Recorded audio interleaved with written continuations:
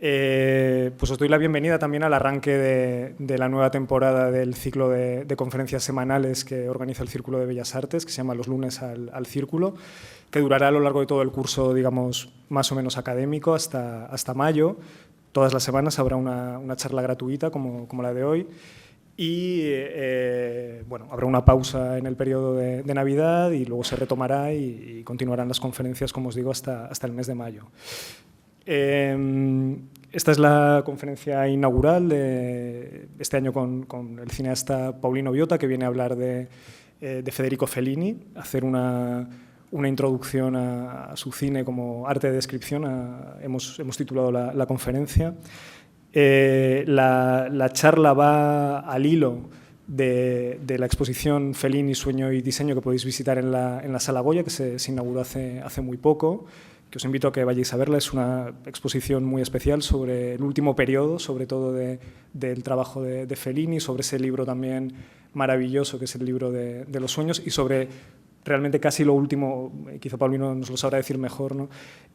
Casi lo último que hizo, que fueron esos 3 spots para la Banca di Roma, y bueno, hay una interpretación a partir de ese trabajo final y de ese periodo final de Fellini, que creo que es también la parte de la filmografía que más va a tratar Paulino Biota.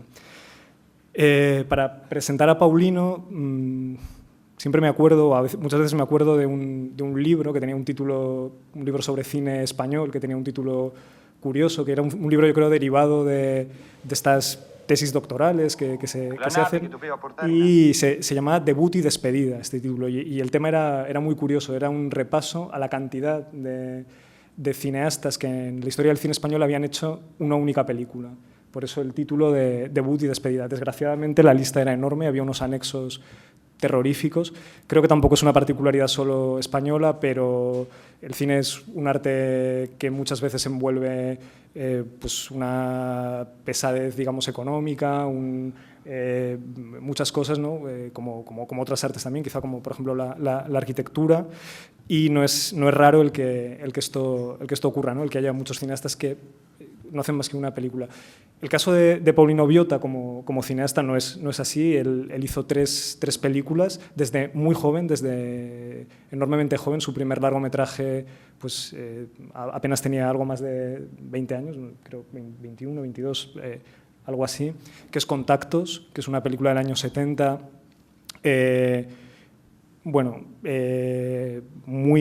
sumamente especial, que incluso algunos críticos internacionales han situado en un panorama justamente internacional como una obra muy significativa, que desgraciadamente es todavía demasiado poco conocida, pero que fue restaurada por Filmoteca Española y por el Museo Reina Sofía hace ya unos años, que es parte de la colección del Reina Sofía y que ha tenido se ha mostrado en algunos lugares en los últimos años. Además, hizo 2 largometrajes más durante los años 70 y a principios de los años 80, con Uñas y dientes y Cuerpo a cuerpo. Y es verdad que después de Cuerpo a cuerpo, pues no ha vuelto a hacer películas, ya digo, desde principios desde los años 80, a pesar de que con gran intensidad en esos primeros años sí que pues trató de trabajar en el medio cinematográfico. Y entonces ocurrió algo, yo creo, feliz, muy curioso y muy significativo, que es que pues empezó a trabajar, digamos, como lo que va a hacer hoy aquí, que es a seguir estudiando lo que para él era una pasión, que es el cine, a dar charlas, a escribir esporádicamente, pero sobre todo pues, a través de sus cursos en muchísimas instituciones cinematográficas y artísticas españolas. Y esta ha sido su actividad fundamental pues ya durante muchos años. Digo que es curioso porque es verdad que en realidad no creo que sea un caso tan habitual, y menos con el rigor con el que Paulino lo ha desempeñado. Me explico. Quizá lo habitual es que mucha gente empiece como crítico y después pase a hacer películas. La crítica incluso puede ser, y ha sido en muchos casos, y en muchos casos además muy felices, ¿no? Pues se puede pensar, no sé, en los cineastas de la Nouvelle Vague, en François Truffaut, en Jean-Luc Godard o en Jacques Rivette, que fueron grandes críticos antes de antes de ser cineastas. Lo que es bastante más raro es el caso contrario, ¿no? Alguien que ha sido cineasta y como os digo, que ha realizado un cine pues, muy independiente y un cine underground, pero también un cine industrial, y que después pasa a la crítica de cine, bueno, pues con el mismo rigor y con la misma entrega, pero desde todo el conocimiento que ha adquirido como cineasta, es decir, por decirlo rápidamente, desde el oficio, ¿no? Desde el conocimiento profundo del oficio de cine. Y esto es verdad que es algo muy poco habitual, y alguna vez hablando con Paulino, él mismo decía que en una entrevista que quizá no sería malo que los críticos de cine primero tuvieran como una especie de cursillo para hacer directamente películas, porque eso muchas veces les haría hablar de otra manera. La manera en la que Paulino se acerca de la manera en que Paulino estudia las películas, yo creo parte completamente de esta posición. Hay una metáfora, yo creo que bonita para explicarlo, que es si una película es algo así como un río, si pensamos en una película como un río, lo interesante es alguien capaz de remontar la corriente de ese río para entender todas las decisiones por las que ha ido pasando el cineasta, y esto, pues, evidentemente, desde un conocimiento del oficio es como se puede hacer, no desde metodologías a lo mejor ajenas al propio trabajo de creación o de fabricación de las películas, sino bueno, con las propias herramientas de lo que es la fabricación de las películas. Nada más, esto es lo que quería decir un poco para introducir a Paulino, que para mí, pues, en fin, es una enorme alegría estar con él aquí y deseando escucharle sobre Fellini, que aunque él no lo dice, pero yo sé que es uno de sus cineastas favoritos, un cineasta que él defiende con muchísima pasión, justamente por su lado puramente formal, bueno, también seguramente desde otros ángulos, pero ha reivindicado mucho a Fellini como gran creador de formas, a la altura, ha dicho él alguna vez, de Godard. Por este motivo también hemos hecho este pequeño ciclo, y ya con esto acabo, Godard-Fellini este mes. Seguiremos proyectando películas de Fellini durante el mes que viene. Digamos que al hilo de la exposición se van a poder seguir viendo películas de Fellini, y también os invito, os emplazo a que el lunes que viene, si os apetece, vengáis a ver 8:30 al Cinestudio, que dentro de los lunes al Círculo, pues en vez de una charla haremos una proyección gratuita, abierta, de 8:30 de la película de Fellini. Y ya, también para acabar, el 6 de noviembre, creo que está ya anunciado en algún sitio, vendrá Miguel Marías a hablar también de Fellini. Nada más, no le robo más tiempo a Paulino, que lo que hay que hacer es escucharle a él. Y bueno, muchas gracias también, Paulino. Gracias. Por haber venido.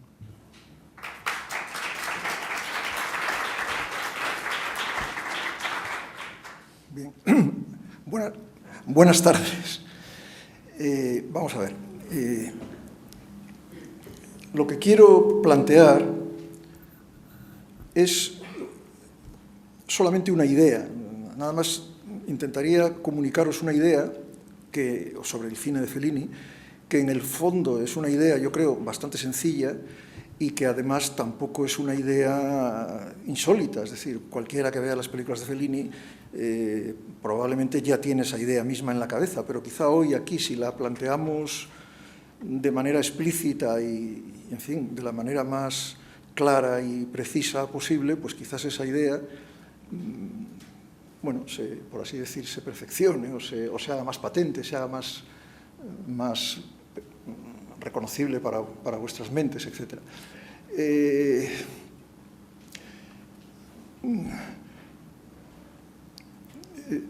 Recordaba el otro día, leí hace tiempo, luego no he tenido ocasión de buscarlo, un texto de un famoso crítico italiano, Guido Aristarco, que fue un crítico muy influyente en los años 50 en Italia.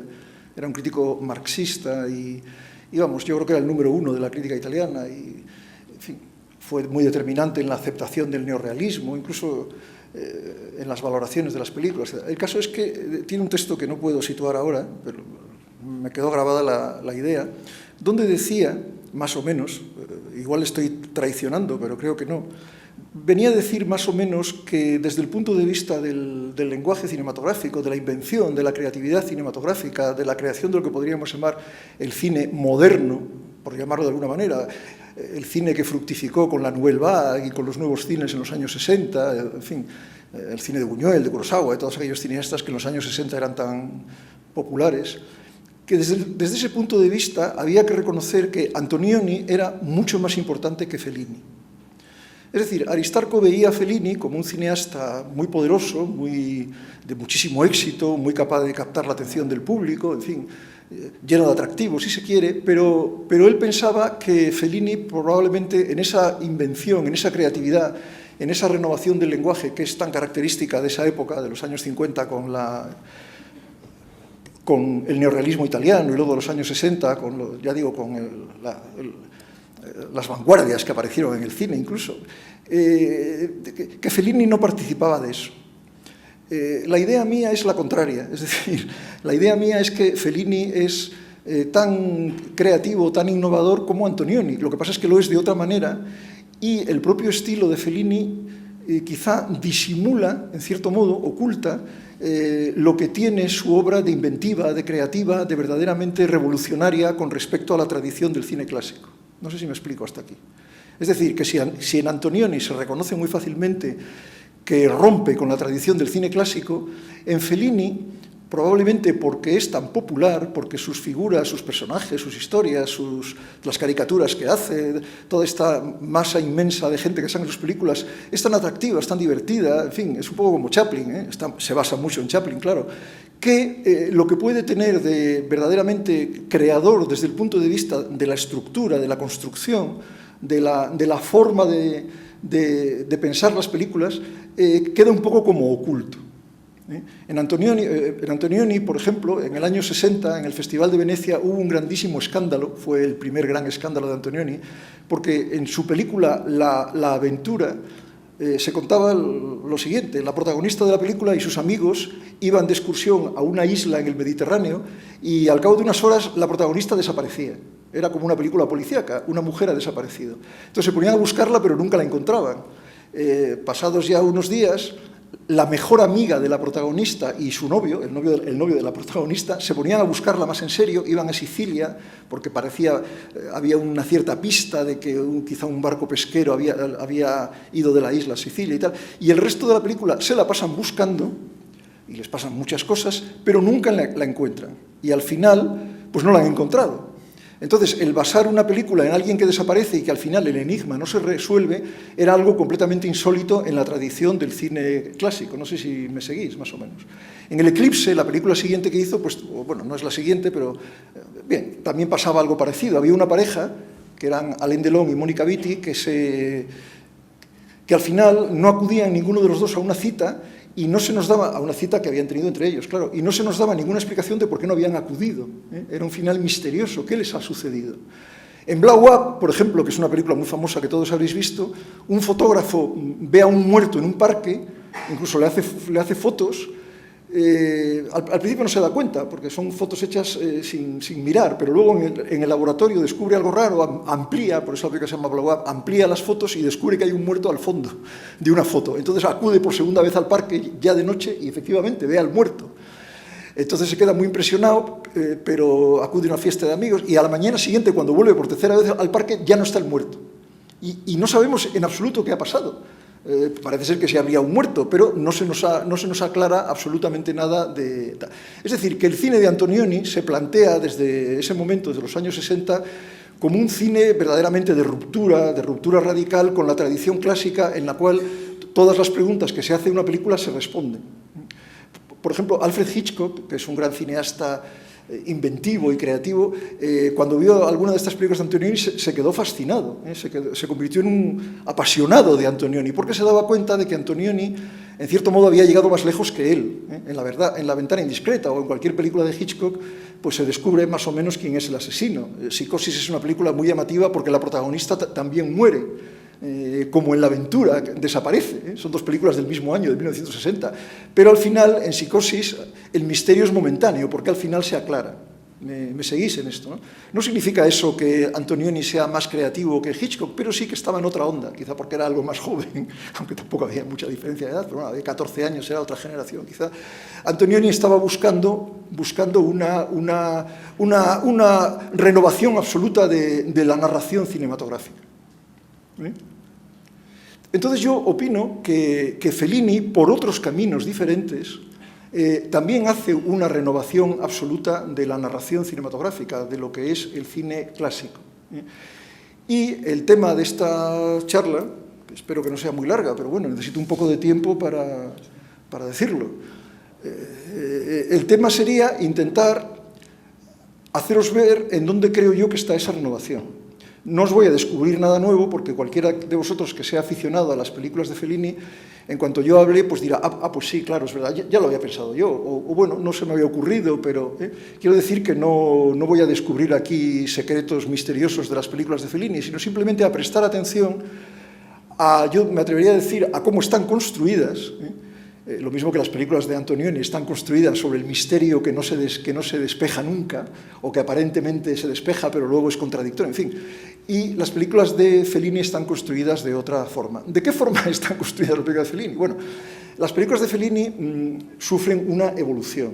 Sus primeras películas son muy clásicas, muy bellas, ya desde el principio.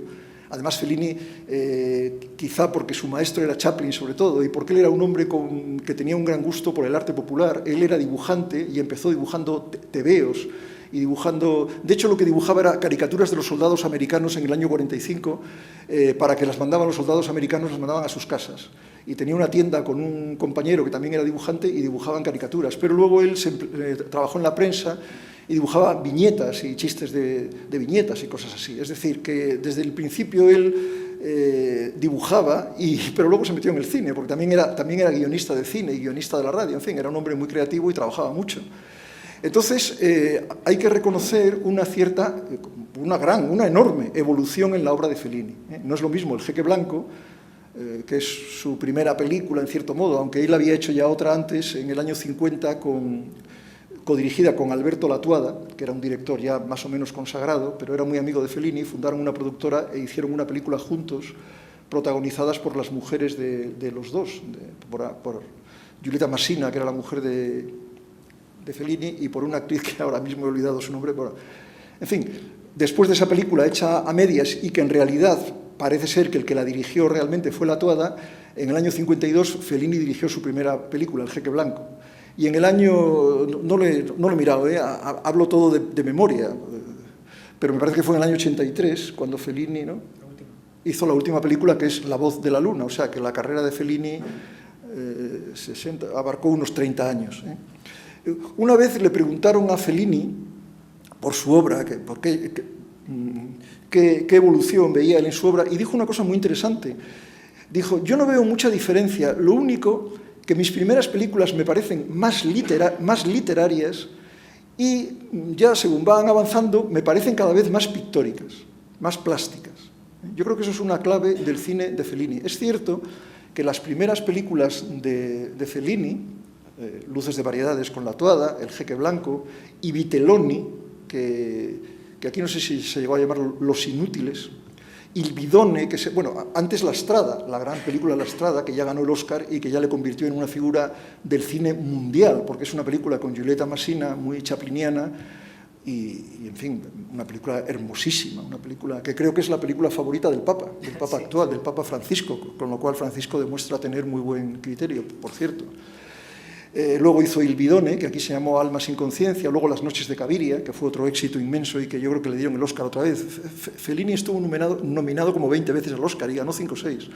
O por lo menos sus películas, porque eran Óscares que daban al productor, claro, que no era él, porque él tuvo en un momento dado, después de la Dolce Vita, tuvo una productora, Federiz se llamaba, él se llama Federico Fellini, pero no hizo prácticamente nada, se dio cuenta de que no era su camino y lo abandonó. Bien, entonces, en esta frase de Fellini está un poco la clave de la idea que yo quiero desarrollar hoy aquí. La idea de un cine que pasa de ser literario a ser plástico. Las primeras películas, Luces de variedades, El Jeque Blanco, Los Inútiles, La Strada, Almas sin conciencia, Las noches de Caviria, aunque tienen ya rasgos de esto que yo estoy intentando concretar aquí, de una cierta construcción particular y propia de Fellini, se pueden ver todavía, y se ven, como películas clásicas, como películas herederas del neorrealismo o herederas del cine americano, vamos, la ficción narrativa, lo que se llama la corriente principal, la gran corriente de grandes películas, de quien queráis, de Chaplin, de John Ford, de Lubitsch, de Hitchcock, en fin, o en Europa, claro, de Renoir o de Rossellini o de quien queráis, aunque también Rossellini hay que darle de comer aparte, pero bueno, hoy no es el tema Rossellini, vale. Pues las primeras películas, como digo, se pueden ver como herederas de la gran tradición, y quizá por eso además tenían también muchísimo éxito, eran películas muy emocionantes, quizá incluso sentimentales en la tradición de Chaplin, en fin. Pero yo creo que él era un gran creador, que además era un gran creador que tenía mucho éxito, y entonces él hizo una cosa que es propia, yo creo, de la gente así. Es decir, aprovechó el éxito para cada vez arriesgar más. En vez de encasillarse, evidentemente le debía de aburrir mucho hacer siempre la misma película y además tener siempre un éxito inmenso y ganar el Oscar. Y entonces es evidente, por ejemplo, que una película como 8 y medio, o Fellini 8 y medio, que hizo después del gran éxito de La Dolce Vita, después de Las noches de Caviria, viene La Dolce Vita, que es una película muy ambiciosa, que dura 3 horas, es su película más extensa, que todavía tiene los rasgos del cine clásico, y que fue un gran escándalo, pero también un gran éxito. Entonces eso le dio una posición de poder muy fuerte, y qué duda cabe que Fellini 8 y medio, o la siguiente, que es como un díptico con Fellini 8 y medio, es decir, Julieta de los Espíritus, son películas muy creativas, muy inventivas, que ya se salen de la tradición del cine clásico. Y luego, todavía más, él tuvo una enfermedad por esa época, que estuvo 1 año aproximadamente en un hospital, en fin, y quizás esa enfermedad también le hizo arriesgar todavía más. Las películas siguientes, como Satiricón, o Los Clowns, o Roma, son películas todavía, yo creo, mucho más audaces. Entonces, lo que yo quiero decir, no sé si... Siempre tengo el problema, veo vuestras caras, pero además no me he puesto las gafas para no llevarme demasiados sobresaltos, y no sé si hasta ahora me podéis seguir. Si hay alguien que... Os ruego, por favor, yo quiero ser como... Bueno, doy muchas clases a muchas personas diferentes, pero en Santander tengo una especie de curso y los que van ya son todos amigos míos, porque hace 6 años que les doy clase. Es una clase infinita que no se acaba nunca, entonces quisiera que con vosotros fuera un poco igual. Si alguien quiere hacer alguna observación, por esto yo no lo entiendo, lo que sea, por favor que lo diga y lo podemos aclarar y seguir adelante. Bueno, en todo caso, la idea era que las películas, vamos a decir, literarias, son más bien películas narrativas. Literario quiere decir novelesco, y novelesco quiere decir narrativo. ¿Qué quiere decir narrativo? Pues quiere decir contar una historia, poner a una serie de personajes, siempre los mismos, a lo largo de una sucesión de situaciones que van variando, y entonces vas viendo cómo esos personajes reaccionan ante las situaciones y les vas conociendo. Y además, por ejemplo, las películas policíacas o las películas de suspense o de intriga, bueno, pues pueden tener que realizar una acción o que liberarse de una acusación falsa o conquistar a una chica o lo que sea. Es decir, tienen un proyecto, tienen un plan, algo que realizar, y eso requiere un desarrollo temporal. Requiere, pues primero tiene que llamar por teléfono a la chica, luego quedar con ella, como pasa en El Eclipse, por cierto. Luego la chica le dice que no, luego le dice que sí, luego, en fin. Es decir, el tiempo es fundamental, hay una sucesión temporal de causas y efectos, es decir, una causa ocasiona un efecto que a su vez es causa del efecto siguiente, todo está ligado, es una historia, es lo que se llama contar una historia, o en el cine no se podría decir contar, porque en el cine no se cuentan las cosas, sino que se ven, pero podríamos hablar de mostrar una historia. Entonces, estamos hablando de lo narrativo en este sentido, en el sentido de un desarrollo temporal a través de unos personajes a los que les pasan una serie de cosas que están ligadas unas cosas a otras. ¿Me seguís un poco en esto, no? Bien. Entonces, cuando Fellini dice que sus películas pasan de ser literarias, yo diría narrativas, a ser plásticas, yo creo que quiere decir que el elemento narrativo cada vez es menos importante. En una pintura, por ejemplo, puede haber elementos narrativos, y las pinturas, por ejemplo, de finales del XIX, las pinturas del arte victoriano y tal, siempre procuran mostrar una situación. Ahora no lo puedo explicar porque no sabría cómo hacerlo, pero bueno, mostrar una situación, yo qué sé, la entrada de los cruzados en Constantinopla, por ejemplo, de Delacroix, pues mostrar una situación que te puedes imaginar un poco lo anterior y lo siguiente, es decir, resumir en un momento crucial, en un momento clave, y darle a la pintura un pequeño desarrollo temporal. Los cruzados están entrando en Constantinopla. Bueno, pues antes estarían fuera y probablemente tuvieron que luchar para entrar. Y luego, cuando ya están dentro, probablemente van a violar a todas las mujeres que andan por ahí por el cuadro, ¿no? Entonces ya te imaginas un pequeño desarrollo temporal. Un amigo mío, Luciano Berriatúa, quizá lo conozcáis, que es el mayor experto mundial en Murnau, el otro día dio una conferencia en Santander y puso como ejemplos relacionados con el cine varios cuadros de pintores del finales del XIX, pintores para mí desconocidos, pintores húngaros o checos y tal, que hacen este tipo de pintura que se acerca a lo narrativo. Por ejemplo, yo recuerdo que había un cuadro que se veía, pues me parece, una pared, una puerta, una mujer pegada a la pared y llorando. Me lo estoy inventando, pero bueno, más o menos era así. Al otro extremo, delante de la puerta, había algunas personas y quizá una niña en el suelo, sentada en el suelo junto a la pared. ¿Qué significa esto? Bueno, se podía entender porque en la puerta se veía, casi no se veía, porque estaba dentro de la puerta, pero había un pequeño perfil, un policía. Se podía identificar, entonces ya entiendes. Es la esposa de un líder obrero o de un atracador, o lo que sea, han detenido al marido y ella está en la... En fin, le habrán dicho, usted no puede entrar, o la habrá... ¿Entendéis esto, no? Por lo tanto, lo anterior se puede ver. Se puede pensar. Y lo siguiente también, porque al haberle metido al marido en la cárcel, ahora esa mujer está condenada a la mendicidad o algo así. ¿Me seguís un poco, no? Pero en definitiva, lo pictórico es, que duda cabe, infinitamente, retiro la palabra infinitamente, es mucho menos narrativo que lo novelesco, que lo literario, en principio. Entonces, yo creo que Fellini fue renunciando a la narración. Esa es la idea central de esta charla. Fellini fue renunciando a la narración. Me puedes decir, bueno, ¿y eso es tan importante? Sí, eso es tan importante, porque es que todo el gran cine clásico, desde Edwin Porter y los hermanos Lumière, pasando por Griffith, etc., hasta llegar precisamente a la época de los 60, es fundamentalmente narrativo.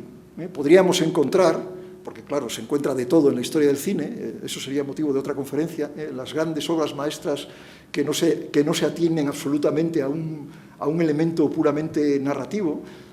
Por ejemplo, Chaplin estaría ahí, claramente, pero bueno, hoy no es el tema de Chaplin.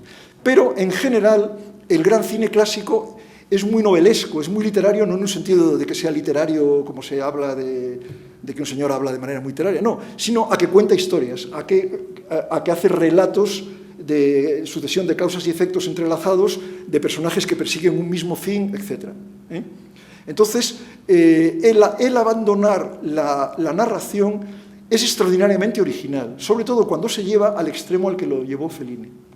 Si Antonioni no abandona la narración, pero la hace incomprensible, es decir, presenta una narración, pero como la vería alguien desde fuera, no como un deus ex machina o ¿cómo se llama? Un autor omnisciente, como las novelas del siglo XIX, que te cuenta todo lo que sucede y que se mete, que es lo que hace el cine clásico, que se mete en la psicología de los personajes, etc., sino que te lo muestra como alguien perplejo que no sabe qué está pasando ahí, y eso es una forma de subvertir el cine clásico.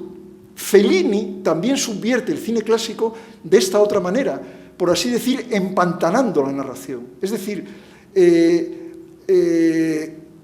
incrementando tanto los elementos descriptivos, el detalle de los ambientes que presenta, insistiendo tanto en los detalles, que la narración se frena. No sé si me explico. Pensad, por ejemplo, en Proust. Ya sé que estas son palabras mayores y hablar aquí de Proust, además en el Círculo de Bellas Artes y tal, da como mucha vergüenza, pero es igual, yo soy un desvergonzado completo. Pero En busca del tiempo perdido, de una manera sublime, porque aquí para muchos y desde luego para mí es la mejor novela del mundo y todo eso, pero En busca del tiempo perdido tenemos un poco lo mismo. Son muy interesantes los manuscritos de Proust, porque Proust escribía una página, pero luego siempre añadía cosas. Y como en los márgenes no tenía ocasión de poner más cosas, pegaba otra página al lado y la doblaba para poder... pero claro, luego añadía más cosas y entonces desdoblaba la página pegada y pegaba una segunda y una tercera página. Y entonces cada página de Proust es como esos libros para niños, vosotros habéis tenido niños alguno, habéis sido niños alguna vez, que se abren y se despliega un castillo y cosas así, pues así son las páginas de En busca del tiempo perdido, del manuscrito. Abres el manuscrito y despliegas la página de la derecha, y despliegas la página de la izquierda y te salen 17 páginas. Pues así son las películas de Fellini. Es decir, Fellini se centró, para decirlo de una manera muy simple, en vez de la narración, que es lo propio del cine clásico, en la descripción, es decir, en la acumulación de detalles, de personajes secundarios, de ambientes, de lugares, etc., en cada una de las circunstancias que presenta. Esto está todavía mal explicado, pero insistiré un poco más. Fijaos, otra cosa que dijo Fellini, yo he traído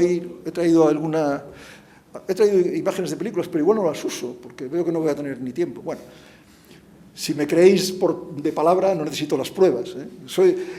Dar una conferencia es exactamente lo mismo que un abogado en un juicio. Es exactamente igual. Tienes que defender una causa, la causa del acusado, que en este caso es Fellini, y vosotros sois el jurado. Que tenéis, no hace falta que hagáis un veredicto público, pero bueno. Y entonces yo tengo que intentar, claro, convenceros de mi razón. Y por lo tanto, en vez de aportar pruebas, como Fellini es muy conocido y todos habéis visto sus películas, procuraré referirme a ellas y las doy por sabidas. Fellini dijo, de una de sus películas ya de este periodo más tardío, de Satiricón, que es una película originalísima y que llama la atención que un hombre como Guido Aristarco no se diera cuenta viendo esa película, si la vio, que supongo que la vería, de hasta qué punto Fellini verdaderamente es un revolucionario cinematográfico, dijo de Satiricón, fijaos, a ver si soy yo capaz de decirlo, porque no he buscado las citas, dijo que le gustaría que que el público viera la película como si fuera un fresco, todo a la vez y sin tiempo. Fijaos, sin tiempo. ¿Qué significa eso? Es imposible. Una película, Satiricón dura 2 horas. Te sientas, empieza y estás 2 horas viéndola. Pero él quería dar la sensación, dicho por él, de que lo que habías visto era un fresco en una pared. Que también un fresco en una pared requiere tiempo, porque claro, la pintura también requiere tiempo. Estamos acostumbrados a ver cuadritos pequeños que de un golpe de vista los ves. Yo cuando voy a un museo, que no voy nunca, me parece una cosa horrorosa, pero veo que la gente pasa por los cuadros a toda velocidad. Pero a cada cuadro, si el cuadro merece la pena, pues habría que sentarse y estar 2 horas o así, o con él, o por 1 hora y media, o lo que fuera, porque si no, digo, si el cuadro es un poco bueno, y si vas al Prado, pues no digamos. Entonces, ver un gran fresco, ¿no?, requiere tiempo, porque tiene infinidad de figuras, en fin, y ahí tienes que ver a ver qué significa eso, qué relaciones guardan unas figuras con otras, o lo que sea. Pero aunque tú eres consciente de que te has pasado 1 hora delante del fresco, también eres consciente de que en el fresco lo tienes todo delante de ti. Entonces, fijaos, Satiricón es una película que lleva al extremo esta idea de renunciar a la narración. Porque Satiricón está basada en la novela de Petronio, que está en estado ruinoso, es decir, solo se conocen restos de la novela. ¿De acuerdo? Entonces, aunque Fellini no fue fiel del todo a la novela y utilizó elementos tomados de otras obras de Petronio o de cosas que se le ocurrían a él, sí fue fiel, lo cual es muy audaz, de todas formas la película es tan atractiva que fue un éxito mundial, sí fue fiel a ese carácter ruinoso, fragmentario de la novela. Y entonces en Satiricón, si os acordáis, pero claro, cuesta 2 horas verla, si damos 2 horas ahora aquí en Satiricón se acabó la charla. En Satiricón muchas veces termina una escena y viene otra, y no puedes articular una relación entre ellas, pero de ninguna manera. Por ejemplo, hay una escena en la que es el festín de Trimalción, el protagonista, Encolpio, que es un chico joven y tal, acude al festín con un poeta que ha encontrado en un museo, Eumolpo. Los dos asisten al festín, pero al final les echan, porque Eumolpo, no me acuerdo muy bien cómo es, pero bueno, se niega a cantar las alabanzas de Trimalción, que es un burgués enriquecido, pero que no tiene cultura ni tiene nada. Entonces les echan y en la noche yacen en un descampado y el chico se queda dormido. Bueno, están allí borrachos y tal. Corta y pasamos a la escena siguiente. Entonces, ¿qué vemos? Que Encolpio despierta. Y bueno, dices, perfecto, es continuo. Pero despierta en otro lugar, al borde del mar. En la casa de Trimalción no había mar ni nada por el estilo. Y además, Eumolpo, el poeta, no está. Y de repente le detienen, le arrestan unos soldados y le convierten en galeote en una galera de un vendedor de esclavos. Es un ejemplo idiota, pero toda la película es así, es decir, no hay relación entre las escenas. Me explico en esto, ¿no? Entonces, esa falta de relación entre las escenas todavía dificulta más el encadenamiento narrativo que nosotros, espectadores de cine clásico, que hemos estado toda la vida viendo cine clásico, y más ahora, en el año 2017, donde en la televisión no se ven más que series de televisión narrativas, y todo es narrativo, y ahora también la política es narrativa, y el relato, y todo esto, todo se ha convertido en narrativo. Estamos absolutamente ahitos de narración, infectados de narración, y el cine de Fellini podía ser muy refrescante para nosotros, porque es un cine sin narración. Las aventuras de Encolpio y Ascilto, que son los dos chicos jóvenes, bueno, las vamos viendo una detrás de otra, pero no sabemos cómo pasan de una a la siguiente. No hay ninguna manera de saberlo. No hay dos que tengan una conexión. Tampoco hay muchas. Porque, fijaos, esa proliferación de los detalles, de los personajes secundarios, de los ambientes, de los mundos, frena la narración y exige, claro, necesariamente que las escenas sean pocas. Uno de los rasgos fundamentales del cine de Fellini es que sus películas se componen de muy pocas escenas muy extensas. Y que dentro de cada escena, fijaos, sí hay un desarrollo narrativo. Cada escena es como un sketch de una película de sketch. No sé si me explico. Por ejemplo, en la Dolce Vita, hablaremos un poco de la Dolce Vita si nos da tiempo, en la Dolce Vita se reconocen perfectamente las escenas. Por ejemplo, hay una escena en que él, que es un periodista, va con su novia y el fotógrafo, el famoso fotógrafo paparazzo, que luego dio nombre a los fotógrafos estos que se meten por todas partes, a un pueblo donde se supone que hay unos niños que ven a la Virgen. Y entonces, para hacer un reportaje sobre eso, vamos allí, nos damos cuenta de que es una especie de estafa, de que los parientes de los niños cultivan eso, las visiones de la Virgen, porque eso trae turistas y van a hacer un hotel y tal. Todo sucede en un día, ellos llegan de día, esperan allí, llega la televisión, se instala la televisión, por la noche es cuando se supone que ven a la Virgen, los niños ven a la Virgen o hacen como que ven a la Virgen, aunque solo ven a la Virgen los niños, los demás no. Se produce una tormenta, llueve, se rompen los reflectores de la televisión, hay un pánico y una persona muere. Es una cosa muy triste, por un espectáculo bastante lamentable y en el fondo carente de autenticidad, una persona muere de verdad. Y la escena termina así, al amanecer, la gente ya se ha ido, el cadáver está ahí, un sacerdote está dando la extremaunción y Marcello y su novia pues están muy contritos y muy tristes porque han asistido, como meros testigos, por cierto, no les afecta nada a ellos, pero han sido testigos, han asistido pues a un pequeño sketch, a una pequeña historia que empezó el día anterior, al mediodía o cuando fuera que llegaron ellos al pueblo y que termina al amanecer. Por lo tanto, las películas de Fellini, y eso está ya incluso en Las noches de Cabiria, por ejemplo, que se componen de muy pocas escenas, las películas de Fellini cada vez más se componen de escenas muy detalladas, muy prolongadas, y que a lo que tienden es a describir ambientes. Sus grandes películas, como por ejemplo Roma y Amarcord, ya no son más que esto. Roma es una sucesión de escenas inconexas, donde de lo que se trata, según dice el propio Fellini, que aparece en la película como personaje, de lo que se trata es de darnos pues una sucesión de vistas, por así decir, de lo que es Roma para él. Una sucesión, además, que se compone del pasado y del presente, porque a veces vemos a Fellini con 20 años, en el año 40, cuando llegó a Roma, y otras veces vemos al Fellini del año 70 o 71, cuando hacía la película y era ya un director famoso, y está como rodando la propia película de Roma. Amarcord, por ejemplo, es una película que está construida sobre las 4 estaciones del año. Y de lo que se trata es de describir en detalle cómo era esa ciudad, que es un trasunto de Rímini, la ciudad donde nació el propio Fellini, cómo era esa ciudad en primavera, cómo era en verano, cómo era en otoño y cómo era en invierno. No hay un desarrollo narrativo, lo que hay es una profundización extraordinaria en cada uno de los ambientes. Por ejemplo, en primavera, ¿qué tenemos en primavera? Pues en primavera tenemos la fiesta de la llegada de la primavera, que es una fiesta en la que se reúne todo el pueblo y queman la estatua de la bruja. Luego tenemos las clases. ¿Qué es el colegio? Y lo que vemos es una sucesión de clases, donde el tema es la caricatura de cada uno de los profesores. Cada profesor es muy característico y hay 8 o 10 escenas prodigiosas, formidables, breves, pero que no tienen desarrollo narrativo ninguna, unas en relación a la otra, sino que es una, no superposición, porque no se superponen, una va detrás de otra, pero una sucesión de retratos de profesores. Luego viene el verano. ¿Y qué hay en el verano? Pues que se abre el gran hotel y vienen los turistas. Y también el verano es cuando pasa el gran transatlántico Rex, la mayor realización del régimen, un transatlántico que el fascismo había construido, y entonces toda la gente de la ciudad, en botes y en barcas de vela y tal, salen a mar abierta para ver pasar al Rex, que pasa en mitad de la noche y todo el mundo se queda encantado. En otoño, ¿qué hay? Pues en otoño hay niebla, por ejemplo, y el abuelo del protagonista se pierde en la niebla. Está la carrera de las 1000 millas, que se celebra todos los otoños, una carrera de automóviles. En fin, y el invierno, pues lo que sea, la nieve o lo que sea. Es decir, es una película cíclica, porque nos describe las 4 estaciones de un año, pero hay que pensar que más o menos es así todos los años. ¿Entendéis esto, no?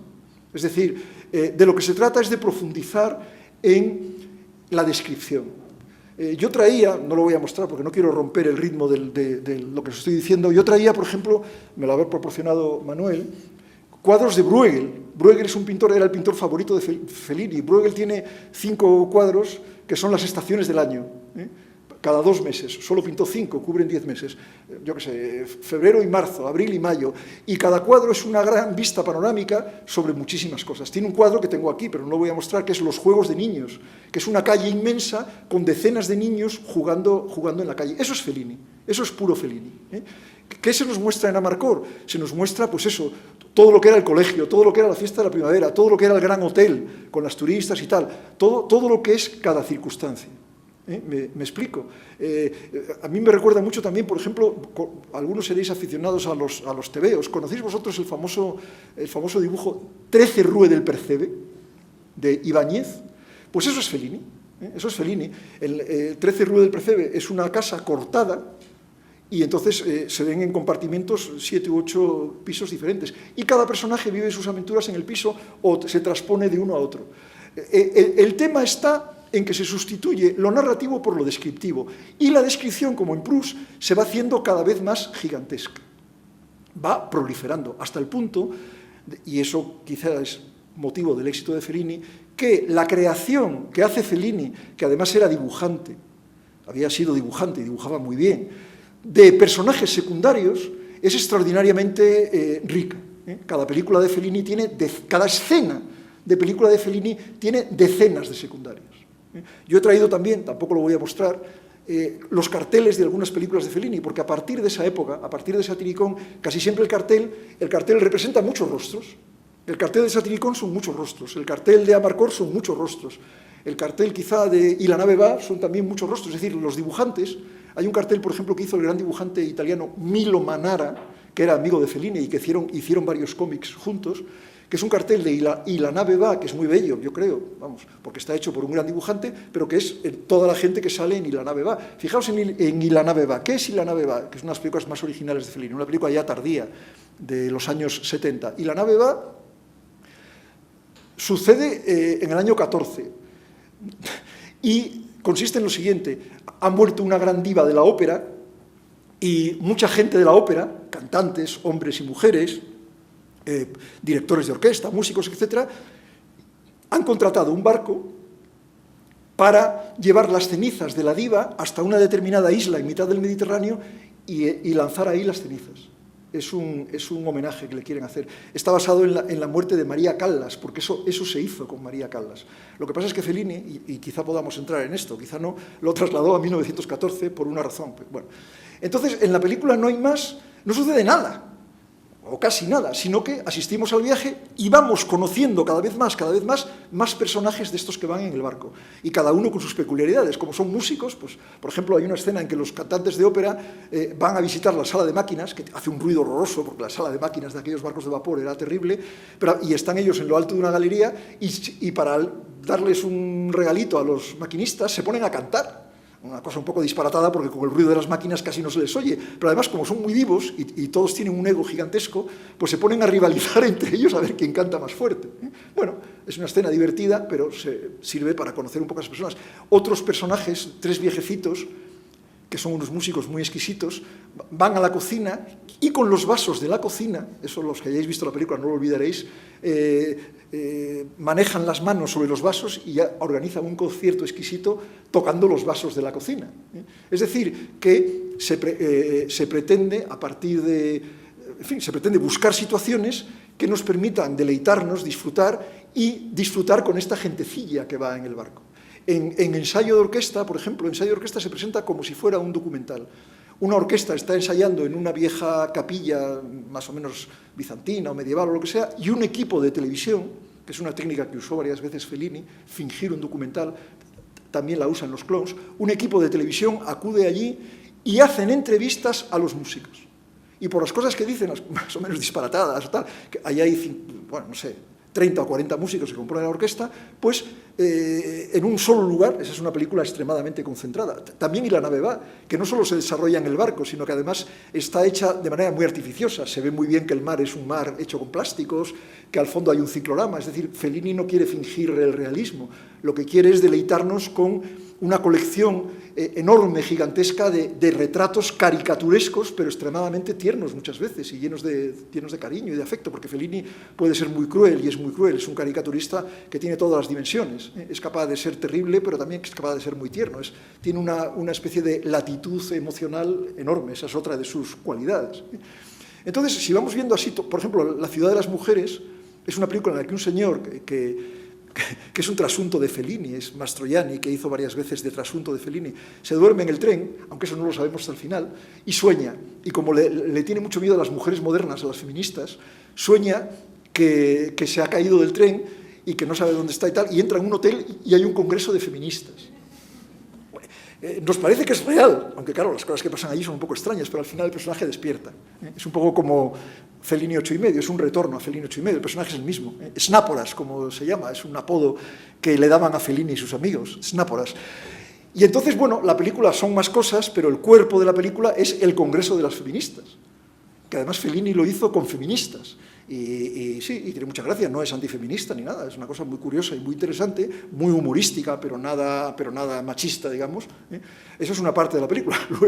Luego, huyendo del Congreso de las Feministas, todo está soñándolo, acude a la casa de un supermacho, Cazzone, que es algo así como pollón o pollazo, que es un señor que está celebrando, me parece, su amante número 1000 o número 10.000, una cosa así. Es decir, todo lo contrario de un congreso de feministas.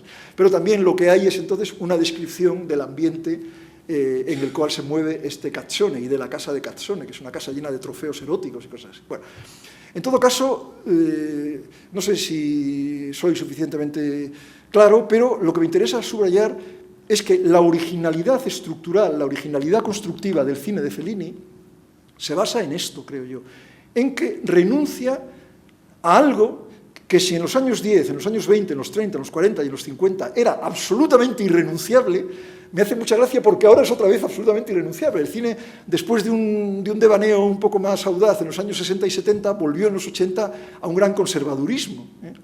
Hay un cine que no es nada conservador, que es el cine asiático. El cine de Corea, el cine de Taiwán, en fin, pero el cine occidental se ha hecho otra vez muy conservador y estamos ahora en plena... Ya digo que el relato llega incluso a la política. Es curioso cómo el cine ha afectado a la política y ahora los políticos, si no tienen un relato, pues nada, acuden a un asesor o a un director de cine o algo para que se lo haga, porque es que consideran que los seres humanos no podemos entender nada si no es a través de un relato. Estamos totalmente relatizados, vamos, alienados por el relato, yo me atrevería a decir. Y entonces estos dos cineastas, Buñuel, por ejemplo, ¿qué hace Buñuel? Hace relatos imposibles. Buñuel hace relatos, por ejemplo, El ángel exterminador, pero es imposible. ¿Cómo va a quedarse una gente en el salón de música después de cenar y no atreverse a salir? Eso es imposible. Pero precisamente porque es imposible, es como el surrealismo que me decías tú, como las pinturas de Magritte, que son imposibles.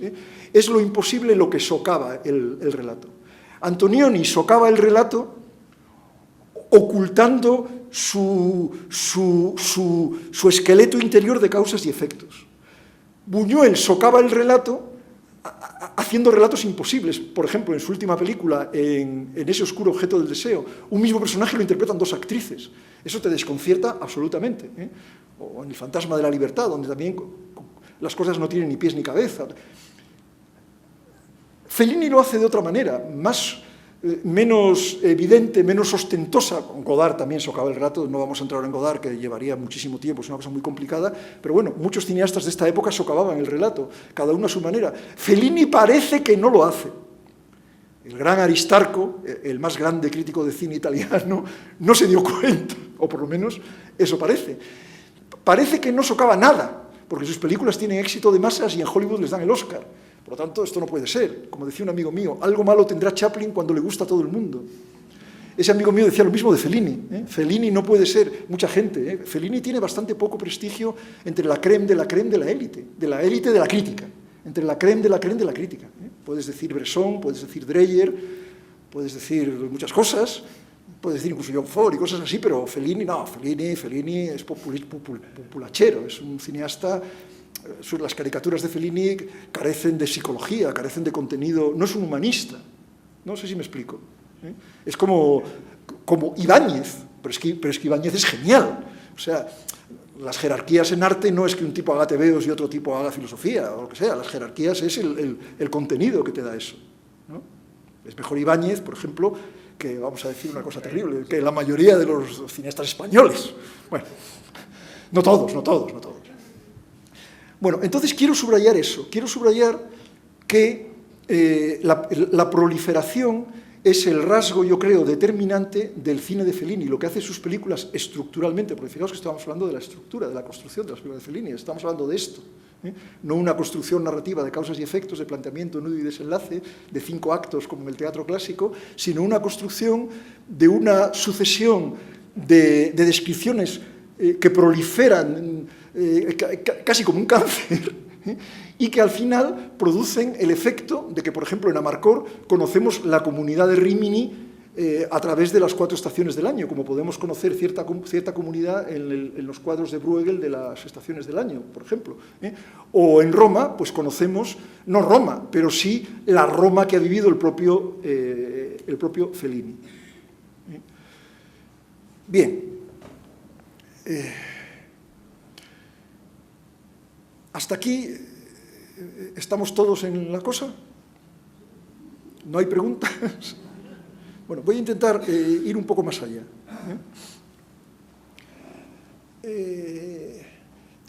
Quiero decir 2 cosas ya para acabar la charla. Lo que pasa es que me llevarán un poquitín de tiempo, 5 o 10 minutos cada una. La primera idea es esa. La proliferación descriptiva, película a película, va ocupando todo el espacio y todo el tiempo y va desarticulando el relato, reventándolo. ¿De acuerdo? En Roma, por ejemplo, no hay ningún relato, en Amarcord ya hemos visto que tampoco, en los Clones tampoco. En Satiricón lo hay, pero completamente... Satiricón es como, ciertas películas de Godard son así, como si el montador se hubiera vuelto loco y hubiera cortado partes de la película. Me explico, no es eso, pero el efecto es exactamente ese. Incluso las hubiera puesto en el aire. En Satiricón el final es clarividente. Al final el poeta Eumolpo muere y pide, no sé si está en el libro, pide una cosa salvaje, que es que sus herederos se lo coman, lo canibalicen para poder heredar. Entonces el chico protagonista en Colpio, con los jóvenes que están allí, y hay un barco, lo he traído pero no lo voy a mostrar, bueno, se van en el barco. Y entonces las últimas imágenes es el mar y al fondo se ve un islote y la voz en off del chico dice, no, lo tengo, pero bueno, no voy a perder el tiempo, dice algo así como, y entonces navegamos y vimos muchas cosas y llegamos a la isla de... y se acaba la película, en mitad de una frase, para subrayar ese aspecto. Y entonces estamos viendo el mar y un islote, pero corta a plano del chico, al rostro del protagonista, en Colpio, y se congela. Esa cosa típica del cine de congelarse, y se queda como si fuera un dibujo. Y entonces la cámara se aleja, y según se va alejando vemos que el rostro de Encolpio, junto con y su cuerpo, y los rostros y los cuerpos de otros personajes de la película, que como son tan característicos los reconocemos, están pintados en un fresco en una pared. Y según se aleja la cámara vemos que la pared es una ruina, y hay huecos, y luego otra parte de la pared, y en la otra parte de la pared están otros personajes de la película.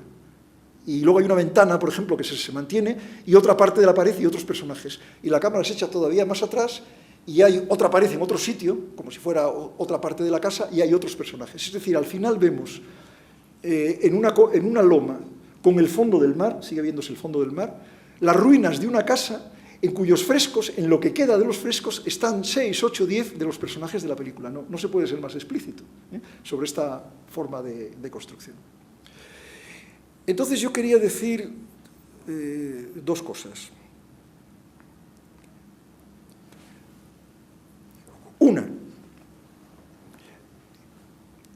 la construcción es descriptiva, no narrativa, pero, y esto yo creo que se puede entender facilísimamente, pero Fellini, en ciertas películas, produce un efecto de narración, vamos a decir, al final. Yo me atrevo a decir que ciertas películas de Fellini, a ver si entendéis la idea, son películas de construcción descriptiva con resolución narrativa. Esto es muy pedante, pero hay que ponerse un poco pedante también. Películas de construcción descriptiva con resolución narrativa. ¿Qué quiere decir esto? Quiere decir que al final a veces se produce un hecho que tiene un cierto sentido de resolución, que cierra la película, un cierto sentido. Lo vais a entender, porque voy a poner ejemplos. El ejemplo quizá primero, aunque hay otros anteriores, pero bueno, el más característico sería La Dolce Vita. La Dolce Vita, que es una película, bueno, a mí todas las películas que hizo 19 largometrajes, me parecen fascinantes todas. La Dolce Vita es un ejemplo ya acabado, antes de que empezara a hacer películas sobre la mente. Todas las películas de Fellini hasta La Dolce Vita, es decir, Luces de variedades, El jeque blanco, Los inútiles, La Strada, Alma sin conciencia y Las noches de Caviria y La Dolce Vita, todas son como películas realistas o no realistas, suceden en el mundo de la percepción externa. Pero después del éxito de La Dolce Vita hizo una película de unos 40 o 40 minutos para una película de episodios que se llama Las tentaciones del doctor Antonio, y a continuación hizo Fellini 8 y medio y Julieta de los espíritus, y las tres películas inició una técnica nueva, un estilo nuevo, que son las imágenes mentales. ¿Entendéis lo que son las imágenes mentales? No insisto. Son muy características de esas películas de Fellini. Y luego habría como un tercer momento de su carrera, el momento que empieza con Satiricón y que sigue con Los Clons, con Roma, con Amarcord, en fin, con Casanova, con La ciudad de las mujeres, con Ensayo de orquesta, donde ya, digamos, esta cosa de la generalización absoluta, de la proliferación de los personajes, domina más o menos, según las películas, pero domina absolutamente. O sea, habría un primer momento de cine clásico, un segundo momento de cine de las imágenes mentales y un tercer momento de cine de la descripción, donde puede haber a veces imágenes mentales, si os acordáis, no puedo entrar ahora en ello, pero en Amarcord hay varias escenas de imágenes mentales. Hay un tipo, desgraciadamente ya no recuerdo su nombre, pero que es el que vende altramuces, el que tiene un puesto callejero, que se imagina, que como al hotel, os acordaréis, porque Amarcord todo lo habéis visto, al hotel este del verano acude una vez un jeque árabe con muchas esposas, que tiene muchas esposas que llevan todas el velo. Este hombre imagina que una noche, pero es imaginario, ¿cómo le va a pasar a él? Que además es el tío más feo del pueblo, es horroroso, es espantoso, y es un pobre de pedir. Imagina que las chicas desde las torres del hotel le tiran sábanas para que suba, y entonces le hacen una orgía allí. ¿Os acordáis de eso, los que habéis visto la película? Eso no puede ser real, y como eso otras cosas en la película. Luego, en esa tercera fase, en esa fase de amplificación del mundo, de los personajes proliferantes, muchas veces juega ya con lo mental. De hecho, ya os he dicho, toda la ciudad de las mujeres entera es mental. ¿Qué quiere decir películas narrativas con salida, películas descriptivas con salida narrativa? Por ejemplo, en La Dolce Vita tenemos un personaje, Marcello, que asiste a varias situaciones y casi es más testigo que otra cosa. Él es un periodista que quisiera ser escritor, que no tiene talento para serlo, que está bastante en guerra consigo mismo, está bastante amargado, tiene además una novia que es muy celosa y él es muy Don Juan. Entonces, claro, si eres un Don Juan y tienes una novia celosa, es el infierno. En la primera escena ella intenta suicidarse porque él se acuesta con una mujer de la aristocracia. Bueno, entonces todas las escenas se podría decir que son la misma con respecto de Marcello. Marcello se acuesta con un aristócrata y su mujer intenta suicidarse. Marcello conoce una gran estrella de cine y se quiere ir con ella, pero al final cuando amanece no se va con ella. Marcello va a ver a los niños y al final hay a los niños del milagro y hay un movimiento tal. Es decir, realmente Marcello es el mismo siempre en todas las escenas, pero hay una excepción. Y perdonadme si soy un poco rollo, pero esto lo tengo que explicar, si no se entiende. Marcello tiene una especie de ideal del yo, que es Steiner, un escritor que es amigo suyo, que tiene una mujer guapísima, que tiene unos dos niños preciosos. De hecho, en la película se contraponen los niños del milagro, que son explotados por sus parientes, con los niños de Steiner, que son los amos de la casa, los reyes de la casa, etc., porque él acude a una velada en casa de Steiner. Pues bien, ¿qué sucede al final? Fijaos, un día le llaman por teléfono y le dan la noticia espantosa de que Steiner ha matado a sus dos hijos y se ha suicidado. Esto no se nos explica en la película por qué es. La Dolce Vita está basada entera, pero entera, y además en la exposición se puede ver en artículos de prensa. Fellini durante 10 años estuvo recogiendo recortes de prensa y luego lo puso todo en la película. Eso sucedió. Lo que quizá no sucedió es lo que se imagina Fellini. ¿Qué se imagina Fellini? ¿Qué le sucede a Marcello? Cuando su ideal, aquello a lo que él aspira a ser, cosa que se lo dice varias veces a Steiner en la película, hace esta cosa espeluznante y espantosa, Marcello se descompone y degenera. En vez de ser ya un periodista de revistas del corazón de mala muerte, pero con ciertas ínfulas de escritor, se convierte en algo así como en lo más bajo que habría para Fellini, que es en agente de un actor que hace peplums, que hace películas de romanos. Es decir, hay una salida narrativa, porque algo le sucede a Marcello. La muerte de Steiner es clave para que Marcello se venga abajo. Amarcord es un ejemplo bellísimo. Ya he dicho que Amarcord son las 4 estaciones del año, todos los años son iguales, pero ese año es un año un poco diferente. Ese año suceden dos cosas que hacen que para Tita es el protagonista de Amarcord, que se supone que es un amigo de Fellini. En Amarcord no sale Fellini, en Roma sí, en Amarcord no, pero sale Tita, que era un amigo suyo de la adolescencia. Yo no sé cómo ha podido hacer la película, pero debían ser muy amigos y a Tita le hacía gracia que hiciera esa película. Un chico bastante grande y pelirrojo y tal. Bueno, pues ese año todos los chicos de la banda están enamorados de la Gradisca, que es una mujer vestida de rojo y muy guapetona del pueblo. ¿Os acordáis, no? Bueno, pues ese año, en el invierno, muere la madre de Tita. La madre de cada uno de nosotros solo muere una vez, claro. Y al llegar la primavera, son dos escenas que van seguidas, las dos escenas finales de la película, la escena de la muerte y el entierro de la madre, y a continuación con la llegada de los vilanos, la llegada de la primavera, los vilanos que cierran el círculo, porque la primera escena de la película muestra la llegada de los vilanos, y la última escena, que es la boda de la Gradisca, que se casa con un carabinero, muestra otra vez, al cabo de un año, la llegada de los vilanos. Fijaos, ese año suceden dos cosas a Tita, al pobre Tita le suceden dos cosas. Muere su madre, y su amor adorado se casa y se va a vivir fuera. ¿Entendéis lo que quiero decir? Por lo tanto, no es un año cualquiera, es un año que tiene una salida narrativa. Tita ya no será el mismo el año que viene, porque no tiene ni a la Gradisca ni a su madre. Por ejemplo, y la nave va, aparentemente no es nada más que una ceremonia funeral, pero no en vano la ha colocado al comienzo en el año 14. Resulta, la gente que va en el barco no lo sabe, pero nos enteramos en la película, que una noche unos refugiados serbios se meten en el barco. ¿Qué hacen estos serbios aquí y tal? Bueno, es que se ha declarado la guerra. Y al día siguiente, un acorazado austrohúngaro pretende que les entreguen a los serbios.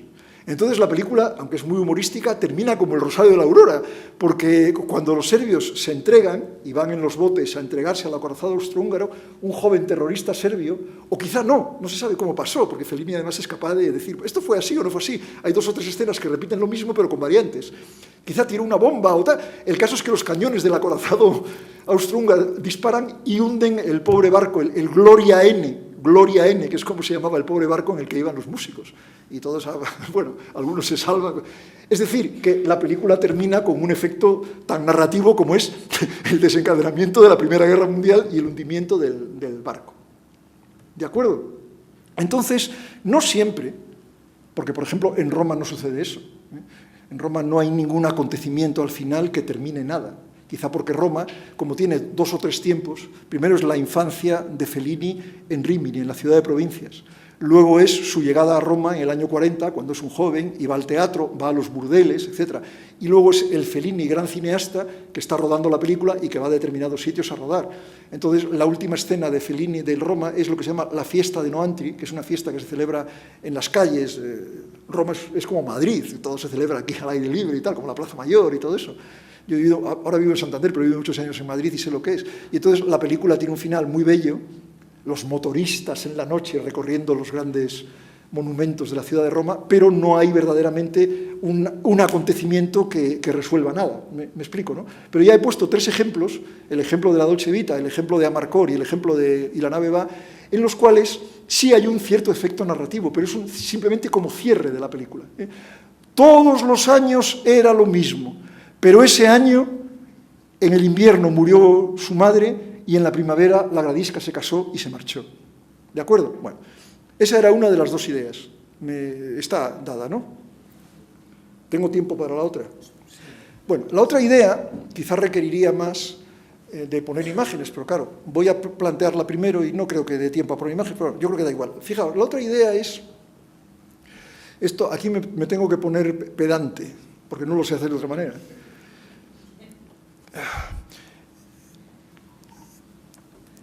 ¿Qué relaciona? Porque claro, el peligro de esta sucesión de descripciones es que las películas fueran incoherentes.